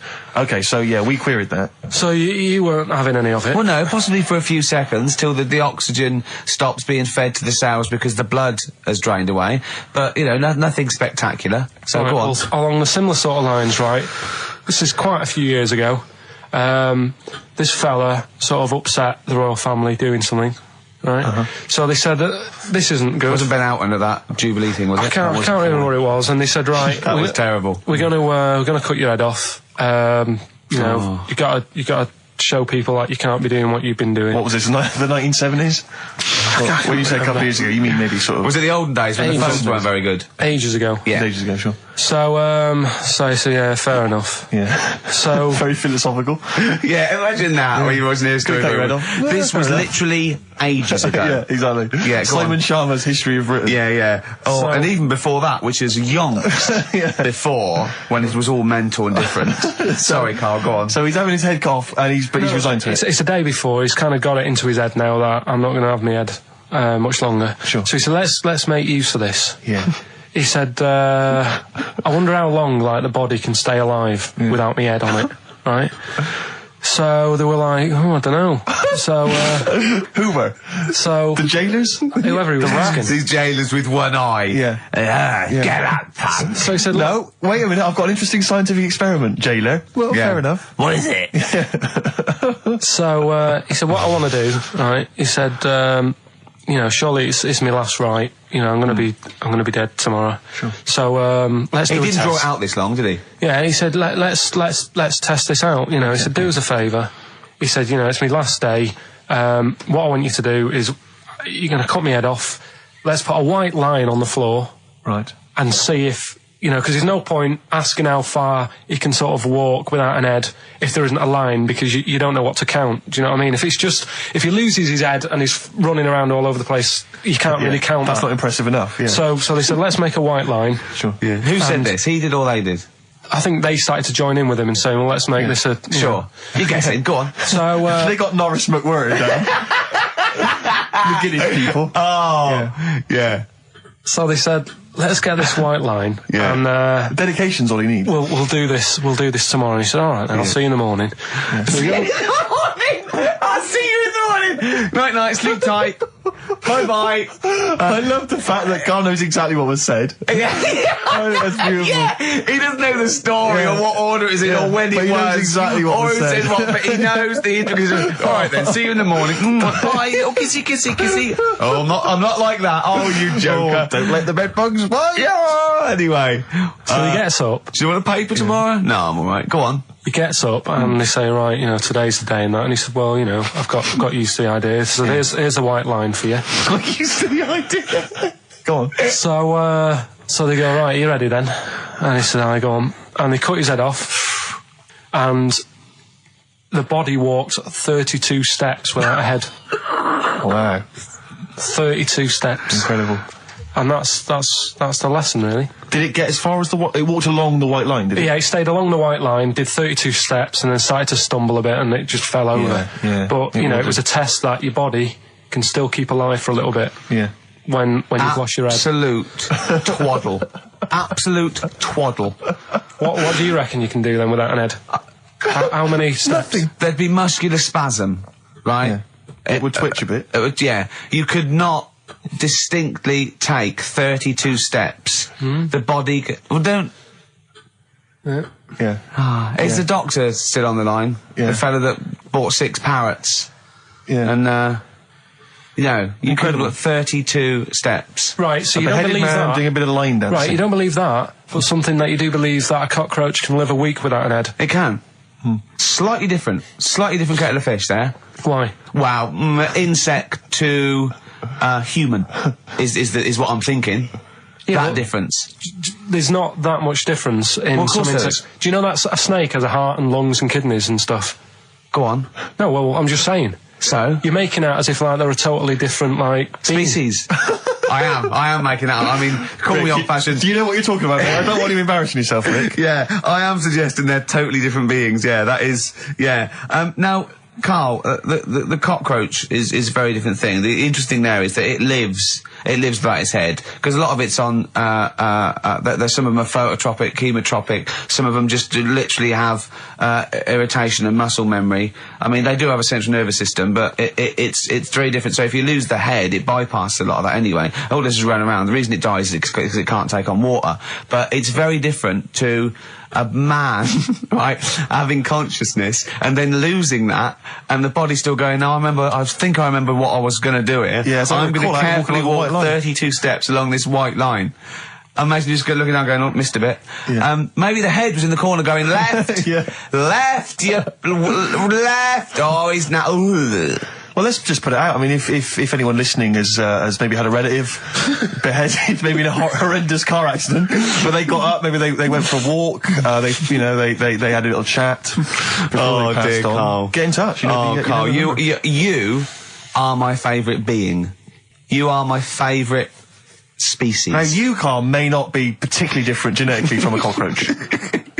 You are, why can cockroaches do that? Why whoever made them went... Let's play a record. Do you know what, when I told him this fact, I send him little facts on text messages just to inflame his, interest. I just sent him a cockroach can live 9 days without its head. He texted back, what's the point of that? Yeah. What's the point of They're that? not doing experiments, these cockroaches. It's a boring last week to have. And he went, and on top of all that, you're thirsty. So it's the worst week of your life, isn't it? That week without your head. Play a record. Play a record, Carl. Competition time next. Oh. We need some call. Look at his little face. Look at his little face. You've not heard Carl's competition. Oh, he can live without an head. Strokes. Someday. I'm already annoyed. I've been here 3 minutes and I'm already annoyed. Yeah. I'll bring back Claire, I'll tell you. No, it's not his fault. It's the whole place. The library's shite. I tried to get... Oh, God. I had to go to Capital Library. Fancy that. I had to go to Capital Library to get a couple of records I wanted, right? Place is falling apart. The email's not working. It's so shoddy. He's had 2 weeks off. I'm on holiday. I mean, they might as well bulldoze this, honestly, because for all the, you know... It is ludicrous. And we get paid peanuts. You get paid, do you? Oh, and it really annoys me to have to fight. Oh, anyway. Anyway, just calm down. 104.9, I'm Ricky Gervais, with me, Steve Merchant and Karl Pilkington. Karl, you're back. Alright. How was it? What, the holiday? Yeah. Well, it wasn't all fun, was it? Because my dad was in hospital. Oh, but he wasn't during the holiday. Not during the holiday, though, was he? You came back from holiday and then found that out, didn't you? Yeah, but it happened when I was on holiday. Did you know that, though, when you're on holiday? No, because I didn't take my phone with me. Well, the weird thing is, I got a feeling when I was sat there, because it normally happens. It wasn't a nudie speech, was it? When I first went away, you saw that old fellow with his packet out. When I went to Ibiza, right, I had a feeling, and I called home. My dad had punctured a lung. When you say you had a feeling, what do you mean a feeling? Just like, I should call home. There's something not right. But this time, very specific feeling. How did that manifest itself? How did you get that? What kind of feeling? Is that tingling thing? I'm getting a bit of a lung feeling. Yeah. A bit of a dad lung feeling. That feels like a punctured lung. Hold on. Anyway. But anyway, the holiday was good. We talked about it last week. Well, let's probe Karl about his holiday, because, you know, that's the sort of thing that audiences will stay tuned for, Rick, I'm pretty certain. Yeah, sure. Find out about you know more about this radio business than me. You know, you've hooked them already. Indeed, yeah. Well, also, I'm thinking we've got nothing. Now. We may as well save that. No, I resent it. I used to put a lot of work in, but no, I think of the money, which is, you know, for me, pretty shoddy. Well, you know what I mean? I don't usually get out of bed for a lot of cash. Well, exactly, yeah. And, you know, the whole thing is, the whole setup. It was raining today. I thought I should have a cabin. You know, and then the sun came out, so I walked in again. Ah, dear. How are you? So where did you go, Karl? What was the story? It was my birthday, right? Went home after working with you a couple of Saturdays ago, right? Girlfriend was like, open your card. And I said, no, it's my birthday on Monday, I'll open it then. You obey by the rules, certainly your birthdays. Birthday rules. Well, there's no point. Well, exactly, chaos leads that way. Yeah, right, so... not an anarchist, never has been. So anyway, she was kept going on, and it was doing me head in, so I said, alright, I'll open it. Yeah. So I opened it, ticket fell out. Surprise holiday to one of the Canary Islands. So... And what was your reaction? I mean... First one was, we haven't got enough money. Right. For this, but I didn't want to ruin it, so no. So I didn't go on about that, and I said, it'd be great. So I can't wait. So did you say it in that tone of voice? Well, it was good timing because I was tired and everything, and I'm not a big holiday fan, but the timing was right. Yeah. Do you know what I mean? It's the same as last night. I don't always like a curry, but last night you're in the mood. You get that sort of curry. You had a feeling. Yeah. You thought, and then lo and behold, later you were eating the curry. It's weird, isn't it? Isn't it weird, the paranormal? Isn't it weird? They work in mysterious ways. Yeah. So anyway, right? And the final one. Yeah. Alien gives man a beard. Right. Alien gives man a beard. I am going to burst. Right, listen, Karl, you've got to tell me. Right, let's do it in reverse order. We're not going to do it now anyway. What do you mean? We've got to do it now. I mean, this is the first interesting thing you've said in an hour. Okay, the listeners have just been subjected to rubbish and mistakes and everything for the last 6 months. Please, we've got to do Alien gives man a beard. What is that? Tell us that. Right. Sorry, this is just you telling me something, is it? This feature is you telling me something. I'm teaching you something. Educating Ricky. Right? So are we playing it now? We're already into this feature. Well into this feature, are we? Yeah, I suppose we are, yeah. Should there not be a jingle or something? Yeah, can we have a jingle? There's no point, because look, I come up with ideas and you dismiss them straight away, so I'm not wasting my time making stuff. Right. If you don't like well, okay, let's play Educating Ricky. Right. Brilliant. Go. Right. So... Ding-a-ling-a-ling-a-ling-a-ling. Educating Ricky. Right, what are we going for then? Hanging the bacon, airy Chinese kid, Alien gives man a beard. I think Alien gives man a beard. I'd like to do that. Right, there's this fella, I think it happened in America, and he saw a bright light in the sky. And God, if you're bored. And he stood there. This is a true story, is it? Yeah. He stood there. Yes, of course it isn't, Steve. And he saw this bright light, and it came closer and closer, and it was a UFO. right? Yep. And he looked at it and it disappeared, right? And he gets back in his car. He looks in the mirror. And he looks in the mirror. Yep. He's only got a beard. He hasn't. You sure it wasn't someone else who got in the car and he was still standing out there? No, right? What? And it turned out Yeah. he got home and said to his wife or his girlfriend, it's a bit weird. So I just got out of the car to look at a bright light, and I got back in the car and I grew a beard, and she said, never mind your beard, where have you been for 3 days? And what had happened is... He passed out because he was pissed. No. The UFO had taken him for 3 days. Yeah. But he'd only thought that he'd only looked at it and it went away. Yeah. But what had happened is he took him and he grew a beard because he hasn't had a shave. Right, okay. I mean, was Will Smith or Tommy Lee Jones anything to do with this at all? Did you see this on a video maybe and thought it was an educational film? No, it's from a book that some kind person sent in to me. Here.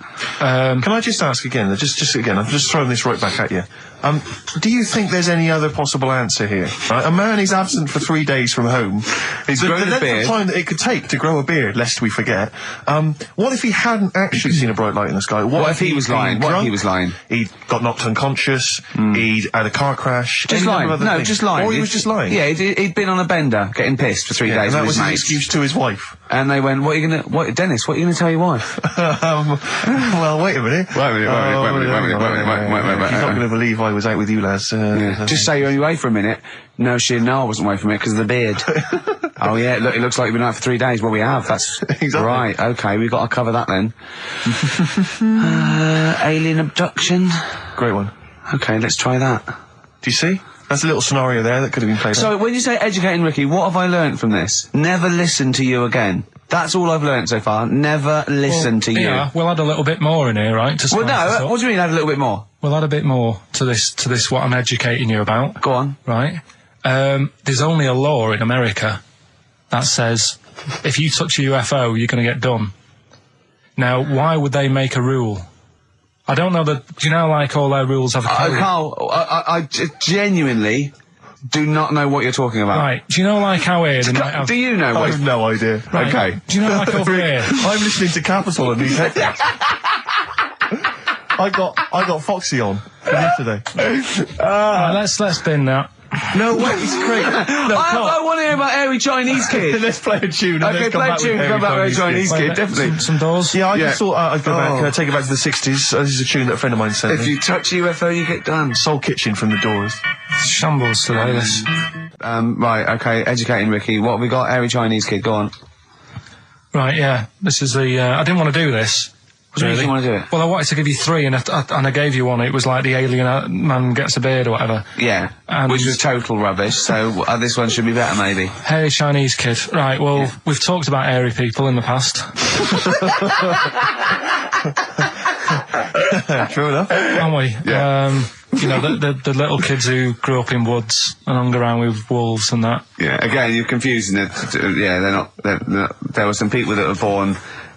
very hirsute. They were not the people who were brought up with wolves. You just put that together in your Homer Simpson type mind. Right, well, this is like a sort of close to that sort of story. Yeah. But the weird thing is, right, Chinese people aren't that hairy as a nation. No, seriously, that's a well-known fact. They don't have that much body hair and stuff. Okay. So this little kid who was born over there, he was like covered in stuff. Was he? And it was only his nose that wasn't hairy. The rest of his body was caked in hair, right? And his hair sort of What grew. sort of hair was it? Was thick hair. No, what I mean is, was it sort of like a pony's mane, so he just looked like an Ewok? You know what I mean? Just like hanging down sort of straight, dark hair. In the picture, it looked like it grows from his eyebrow. It grows from his eyebrows quite thick. And then it just goes all the way over his head. You don't think it was just really long eyebrows that he'd done a comb over? No, it was all over his body. It had a picture of, like, his back and that. Yeah. And, Had he styled it? Had he styled it at all? Did he have it in a quiff, or...? No, it was just hanging all over him. Yeah. And they were like, you know, this is a bit weird. Happening in China, where we're not normally that hairy. That was the scientist speaking there. Yeah. And the local press and that were getting him down, calling him monkey boy and all this. Oh. And thinking Chinese press. But the doctor, yeah. Oh, they're cruel, aren't they? It's like those game shows. That's Japanese, isn't it? Yeah. That's what. Yeah. And the doctor said, I was talking through all that time while we were just like talking to each other then. Because I turned around and I still saw he was talking. So anyway, the local press came in to see the hairy boy, the monkey boy. and they were like being tight, taking the mickey out of him, and the doctor said, throwing him nuts. Said he's only hairy. Said he's a healthy young kid. The only faults he's got is he's got a little bit of eczema and a boil. And he said everybody should just treat him the same, and I think he grew up a healthy kid. Yeah, so that's the end of the story. That's not a story. Why? But I've got nothing. I don't know what to say to that. So someone in China was born slightly hairier than the rest, and he was normal apart from eczema and a boil. That to me isn't a story. But if it is, I've got a million. I mean, it's sort of like bloke from Manchester went a bit bolder than the rest, got a job on radio. He was normal. I mean, that's not a story, is it? Do you know what I mean? All right, then. You know, I won't be telling anyone the bloke got in the car and he had a full-face beard. Why has his car been towed away? Because it was a quiet road. It wasn't in the way. So. Are you filling in the blanks again? That wasn't in the book, was it, that you read? See, that's the thing. Sometimes I think you make up bits of the story as though they were fact. That doesn't seem right. Well, that's all you can do, innit? So that's educating Ricky. Will we? Brilliant. Do that next week. That is brilliant. No, I think that was good. I did. I mean, I enjoyed that. I learned something from that. I mean, I want to get. I mean, this is all from one book, is it? Yeah. That's an interesting book. With the, I don't want to dwell on it, but with the hairy Chinese kid, what did they say about that? What was the, I mean, was it once there was born a kid who was slightly more hairy than everyone else, but it's all right, he only had a boil. How did they word it? How did this capture your imagination? It was a picture that grabbed me first of all. Yeah. Sure. And it was like, God, what's up with him? And that's when I read it. Did you see the boil and the eczema or just the hair? No, you see, because his face is like, just under his eyes is sort of nice and smooth, and his nose is sticking out, and that's not hairy. But the rest of him, it looked like he had the sort of a balaclava on or something. And then I read on, and it's like, this is a hairy kid in China. Yeah. Yeah. So. Yeah. Okay, good. Anything else in there? Because, I mean, I like that. We'll do more of that next week. How is that alongside, hanging bacon, alien abduction, a hairy Chinese kid, and, a little interesting fact about the derivation of a phrase? What do you mean? He didn't understand a word of that. I knew the word derivation was going to cause problems. I thought derivation shouldn't have come out. I wasn't disputing. He's all smug because he's had a phone call. That was Beck, lost calls. Go on, tell him why you're all smug. Because Adrian just called up. Yeah. After hearing the story about the Chinese kid. Yeah. And he said, yeah, that's true. He said that there was a TV programme on it. Yeah. He had a chromosome defect. Yeah. And it made him hairy. And his mum and dad used to have to shave him. That wasn't in the book. But thinking about it, that's not a good move anyway, is it? Because they say that for women, if you get a few hairs on your top lip, don't shave it because it'll grow back thicker and faster. So they should just let him. They should have just said, well, let's see how bad it gets. But if they went in there straight away if he came out as a baby and a little bit hairy, they should have left it for a little bit. But Adrian called up and said, yeah, he was hairy, he was all right. But we weren't disputing there was a Chinese kid born slightly hairier than the rest. We were disputing the fact that you didn't actually tell us a story. You just told us a And what we are disputing is that man was abducted by aliens for 3 days and grew a beard. Yeah. That's definitely not true. No. We don't know about chewing the fat, but it sounds quite viable. Yeah. You see, the difference is between me and Steve and you is that what we believe isn't random. Do you know what I mean? It's not random. The things we don't believe stuff just because it's interesting. It's not every other thing we believe and every other thing we don't. I think Karl believes stuff if it's interesting. Yeah, I know. Yeah. If he thinks, intriguing. Fact. I'll tell you something I do know. Go on. Right. But I can't really get a question out of it. Go on, just tell us. There's a shadow somewhere. It's all already good, isn't it? I'm loving it already. No, right. There's a shadow. I think it was in America. Yeah. And it's on a quiet road. I'm guessing somewhere like Boston. That's what I imagine. Okay. Right? No. Somewhere like Boston. And people at night used to see this shadow moving about. And they'd go, what's that? Right? And it got known, the town, the little local town got known for this shadow, but it didn't cause any problems.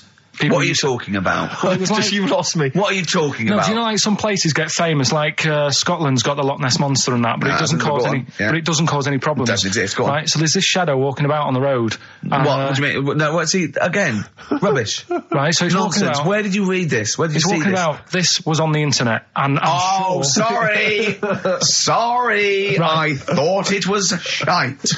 I didn't know it was on the internet. Right. So this shadow is moving about, and independently of an object. Yeah, and the local mayor and that is like, yeah, it's a bit weird, but it's not harming anyone. The mayor involved. Was he elected to that post? Hey, mayor, we got a problem down here. Seems like a shadow. Well, it's not causing any. No, it's just causing any problems. Yeah, but that's the thing. It was left for years, and then it did start causing problems. I see. That's it. If you leave these shadows to go unchecked, Rick, they go crazy. Yeah. You let them run amok in the city. Yeah, you've got to stand What did it do? What did it do? Shadows. What did the shadow do? It was pushing people off the bikes. It was what? It was pushing people off the bikes. I'll find out more for that next week. Right, that'll tease them. You're a maniac. We'll do more on that. We haven't had time for educating. Please never have children. Right, listen. Just promise me now you'll never have kids. We haven't got time. Okay, listen. All right, DJ Shadow, have we got time to give these tickets away? Yeah, if they just call up, we'll. No, I'll tell you what. I've got a question. Right, go on. Where does Karl think this may have taken place? If you've been listening to the show, where do you think this evil shadow has been running amok? Let us know. The number, Karl? 08700 800 1234. So, but that's it. We are actually out of time. We are indeed. Have I got time for a song for the ladies? It's a bit tight. I was told to finish now. I know, but we've got to get finished early today, so. Why? Just because we have, and we're wasting more time talking about why we have to. Oh, this is pathetic. So, they call up. Where did they see the ghost? Yeah. And you've got to pick the tickets up from reception. You can go tonight, see DJ Shadow. Shoddy, this is shoddy. Right, see you then.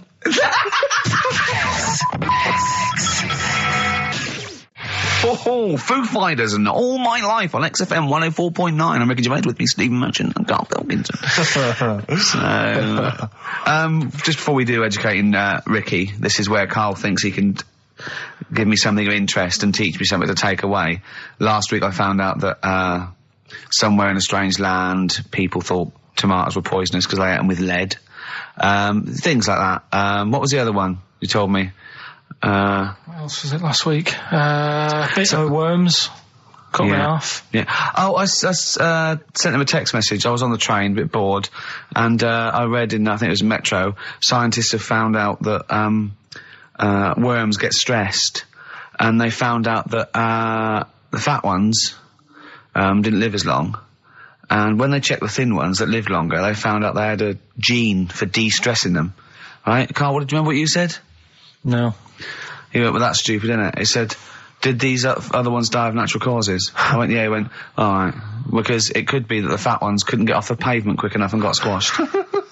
So maybe the scientists go, yeah, we didn't. Yeah, they come to think of it, they were flat as well as fat. I think the reason that the worms are getting stressed is because people like Karl are cutting them in half to try and make 2 snakes. Yeah. Yeah. Two worms. Well, yeah. Well. That's the concern. He said they can't even commit suicide if they're stressed by cutting their throat. I also sent what I thought was quite interesting, that the scientists have found that the elephant hasn't got the best memory. The sea lion has, based on they've got a sea lion and they got it back into the old laboratory 10 years after it taught it a simple trick, and it could still do the trick. What did you say to that, Karl? I'd say they don't go up to much anyway, so if you do teach it something, it is going to remember it. Sure. Because it's got nothing else to do. Yeah. And then it also, I mean, I like sea lions, they look nice and everything, but what do they do? What was that? Sea lions? Yeah, what are they here for? It's another jellyfish, as far as I'm concerned. It's like, it's there and people know about them, but what do they do? Yeah. What do we do? What do we do, Karl? Well, what do we do? A cat, first, Steve said, is good for your heart. So why is it all geared to what's good for us? Well. Anyway, Educating Ricky. Good, we've settled that then. Go on. The titles that are meant to sort of pull you in. Yeah. We've got what was it? Stocking, Aitken and Waterman. Yeah. You've got It's Not His Vault. And Get a Load with This. Get a load of this. So, which pun do I pick first? I think I'll go for Get a Load of This. Get a lobe of this. Yeah, Get a Load of This. Yeah. Well, that's a story about a girl who she was deaf, right, for 4 years, and it happened quite a bit back this. What year? Or was it? I think it was ages ago. Was it? About quite a bit back. She was deaf for about 4 years, having an argument with her mum, it said, which I didn't quite understand, because I don't know how they do that. Yeah. But she was having an argument, and a man pushed her against the wall, and she banged her head, and her hearing came back. Okay. Was she wearing a Walkman, and it fell out? And she'd realised, there's no explanation. There's no explanation? Well, why is that teaching me something then? So I knew you'd say this, right? So I thought, right, I'll stick something on it. Do you know that bees are deaf? No, you can't just, no. If you ask someone something they don't know the answer to, they don't tell you something else. I'll tell you something else then. I can't answer that, I'll tell you something else. Imagine that, if you asked a teacher. Look, how do birds fly? Wow, if you're going to do that, tallest building is, I mean, what? Well... That was the equivalent, Carl, of running away. Yeah, the intellectual equivalent of going, look over there, there's a monster. Yeah. Listen, what do you mean? Her hearing There's no explanation. There's no explanation. Or you don't know. Well, there isn't one, is there, really? It's a bit weird. Did the doctors not look into it? No, I think they just said, oh, that's good. So again, I don't.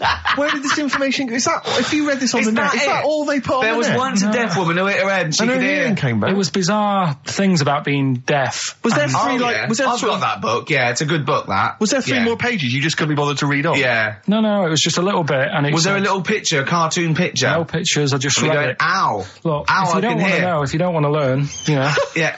Okay, It's Not His Vault. Let me have It's Not His Vault. You've got to save this. This has got to teach me something. It'll be an interesting story. Right, It's Not His Vault. This fella... what year? Ages ago? Olden times? I'd say in the 70s. Okay. Would you? Any evidence for that? Does he wear flares in the story? Right. Is that your reason? No, it's a bit like Yuri Geller, this fella, right? Where he's electric. He's electric. And, if he walks past the telly would fizz. If he walked past the radio, it all goes like that. Ooh. His hair stuck up all the time. And he'd be having a bath and everything would be all right. And then the power would sort of switch on in his body. And the electric in his body made him jump out of the bath. So... What do you mean so? What is that so? What does that so mean?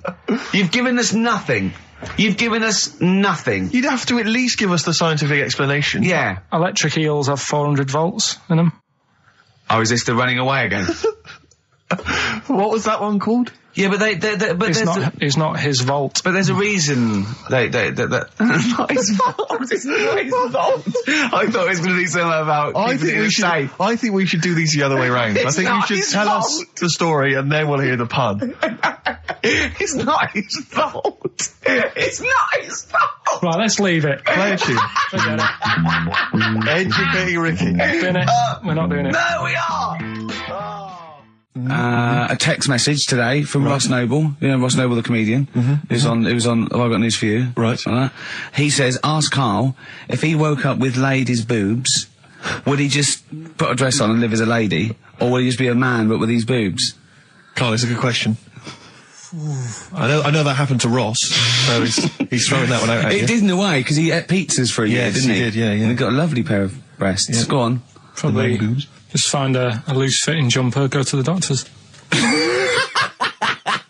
What would you say to the doctor? How would you explain this phenomenon to the doctor? So you'd be happy with this, because you believe in shite, like, happening. Go on. But it can happen, because I told you a couple of weeks ago how that can happen. You can wake up with breasts if you're a fella. I told you. Go on. Haven't you remembered? No. Funny that, isn't it? Go on. Have you, Steve? No, I don't remember this. Did you tell us on air? Yeah. It can happen if you go to Argentina and have a steak, you can wake up with breasts because I'm sure I'd have remembered Carl, that. pull the other one. Look, he likes that. Is that what you've come up with this week? That joke? Yeah. Brilliant. Play a record. It's going to be a dynamite show. Listen, look, I'm going to play some classic tunes today. I'm going to educate the youngsters, Steve. Right, now, you've all heard of Lou Reed, you've all heard of Velvet Underground, but, you know, have you heard of Venus in Furs, Carl? Shiny, shiny, shiny boots of leather. Do you know, like, I've talked about ghosts, and we had that good discussion the other week walking to Piccadilly Circus Station, and I was telling you about ghosts, and you were saying, Carl, don't be an idiot, and all that. Spoke to a woman in the week, done a little interview with her. You've done a little interview? Done a little interview, 2 minutes or so, with a woman who's got ghosts in her house.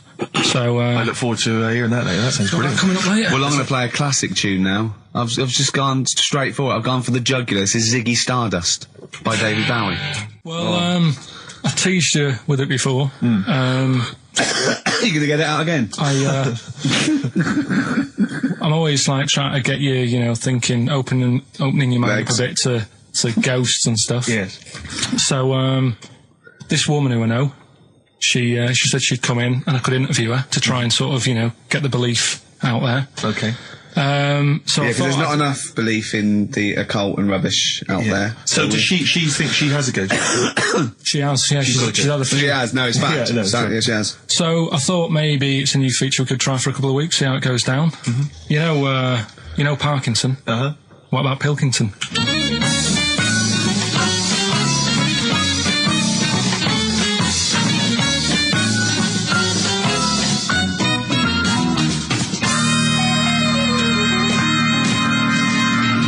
Welcome to Pilkington.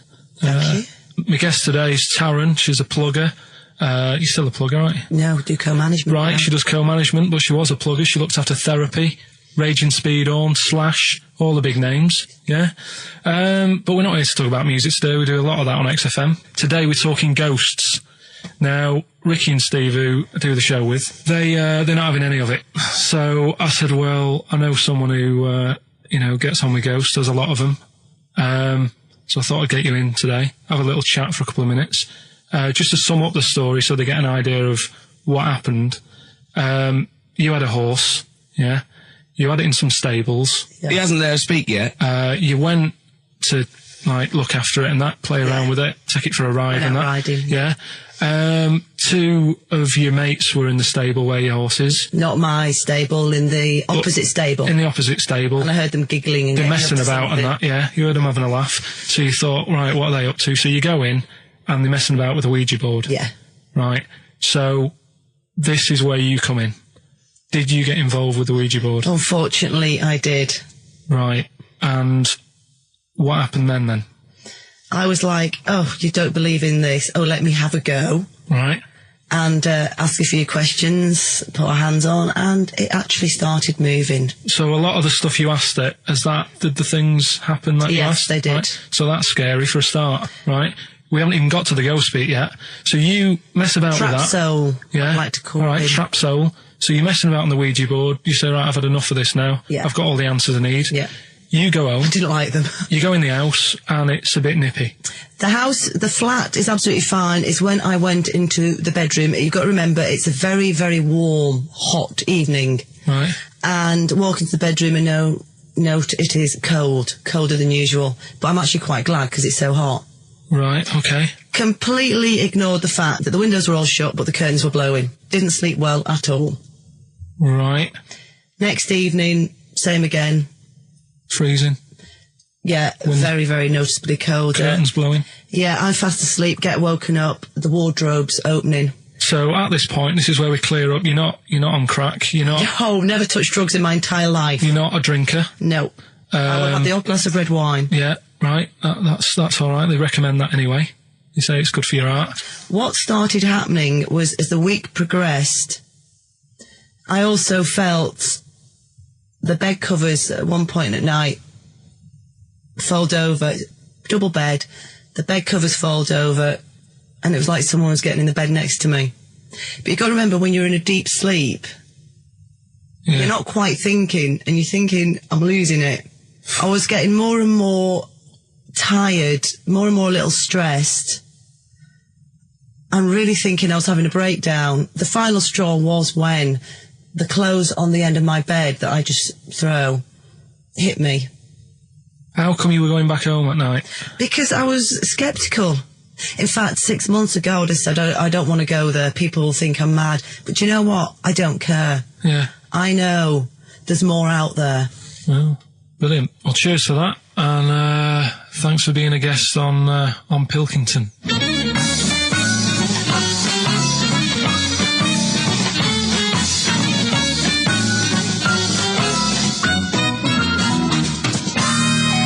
Incisive investigative journalism there. I like the fact that you've learned a lot from Parkinson, even stealing some of his questions, like, are you on crack? Which I know he always asks his guests. Yeah.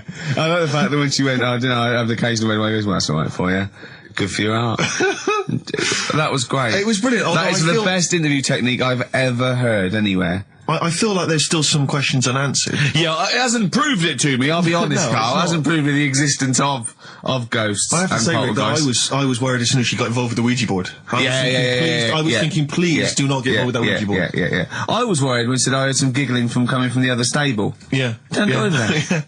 Don't go over there. What questions did she ask the Ouija board? You didn't ask her that, I noticed. She didn't want to. She didn't want to say? No. Okay. Do you think it was something like why that you did to try and confuse the computer, and the spirit world got really annoyed, and they got confused, and they came back and started messing up her clothes? But what do you think then? What do you mean? What do you mean? What do I think? What do you think? What about what? What? There's nothing I can answer there. There's nothing I can answer. All right. She said. Well, I'll just keep saying I don't believe in the existence of ghosts because of the impossibility. Right. Now, when she said, I mean, the interview I did for 50 minutes. You did for how long? 50 minutes. 50 minutes? Yeah, we might use that at Christmas or something, right? But the thing is... Well, that's the best you got out of 50 minutes. They're the highlights. No, I'll be honest. MTV are not going to call again. I'll tell you what, right? It did get a bit dark, and I didn't want that sort of stuff going out. Saturday afternoon, yeah. But I can understand the heating thing. I said, well, you know, in the full interview, I was saying, you know, that could be anything, couldn't it? Heating broke or something. Now, she said what else was she talking about? Someone got into the bed next to her. Yeah, I mean, I sort of said, well, you know, how did that happen? Yeah. And she couldn't explain it herself, but I said, but it did wake you up. Maybe you're a little bit sort of, still. Although the only explanation I can think of, if she didn't actually see anyone, is it was a ghost. Yeah, well, she's probably got a ghost getting in bed. But what about cupboards opening and shutting? See, again, the only explanation for that is a ghost. Yeah. Well, I can't think of anything else. Play a record. It's got to be a ghost. It is ghost. I think you've proven it to us. Yeah. A spirit. Yeah. Street spirit? Yeah. Nice. Hey. Street spirit. Radiohead. So, turns out ghosts do exist after all, Steve. A woman, what Carl knows, proved it. I've got egg on my face. Yep. On XFM. Instantly, Rick, I should just encourage you and everyone else listening. I really have got egg on my face, is that what you're going to say? Yeah, I've just been eating an omelette. James Randi, a hero of yours and a hero of mine, he's on TV this week on Horizon, I think it's maybe Thursday, check press for details, trying to expose the nonsense that is homeopathy. Oh, yeah, I saw that, yeah. So I look forward to that. Do you know what that is, Carl? Oh, go on.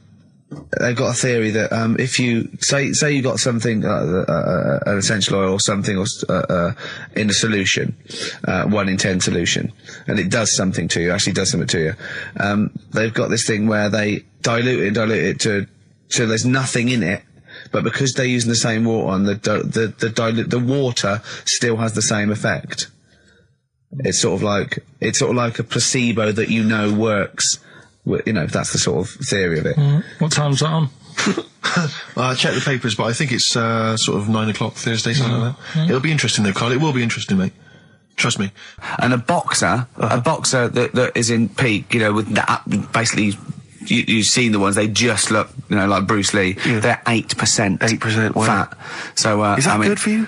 Well, I don't think it's that bad for you. I mean, you know, you need a bit of fat. Bruce Lee supposedly, I mean, there's so many rumours, I'm sure you're fascinated by them, Carl, conspiracy theories surrounding Bruce Lee's death. Yeah. One of which is that his body was, it's at the peak of physical perfection. He had an aspirin because of a headache. And it reacted with his, because just the impurities in the asprin killed him. Yeah. Yeah, because it's sort of like quite interesting and a bit weird. Yeah. Yes, that's fact. He'll have Well, are you aware of the fact that supposedly he actually cheated death, he actually faked his own death so he could work undercover for the Hong Kong police? Are you aware of that? Yeah. Do you believe that as well?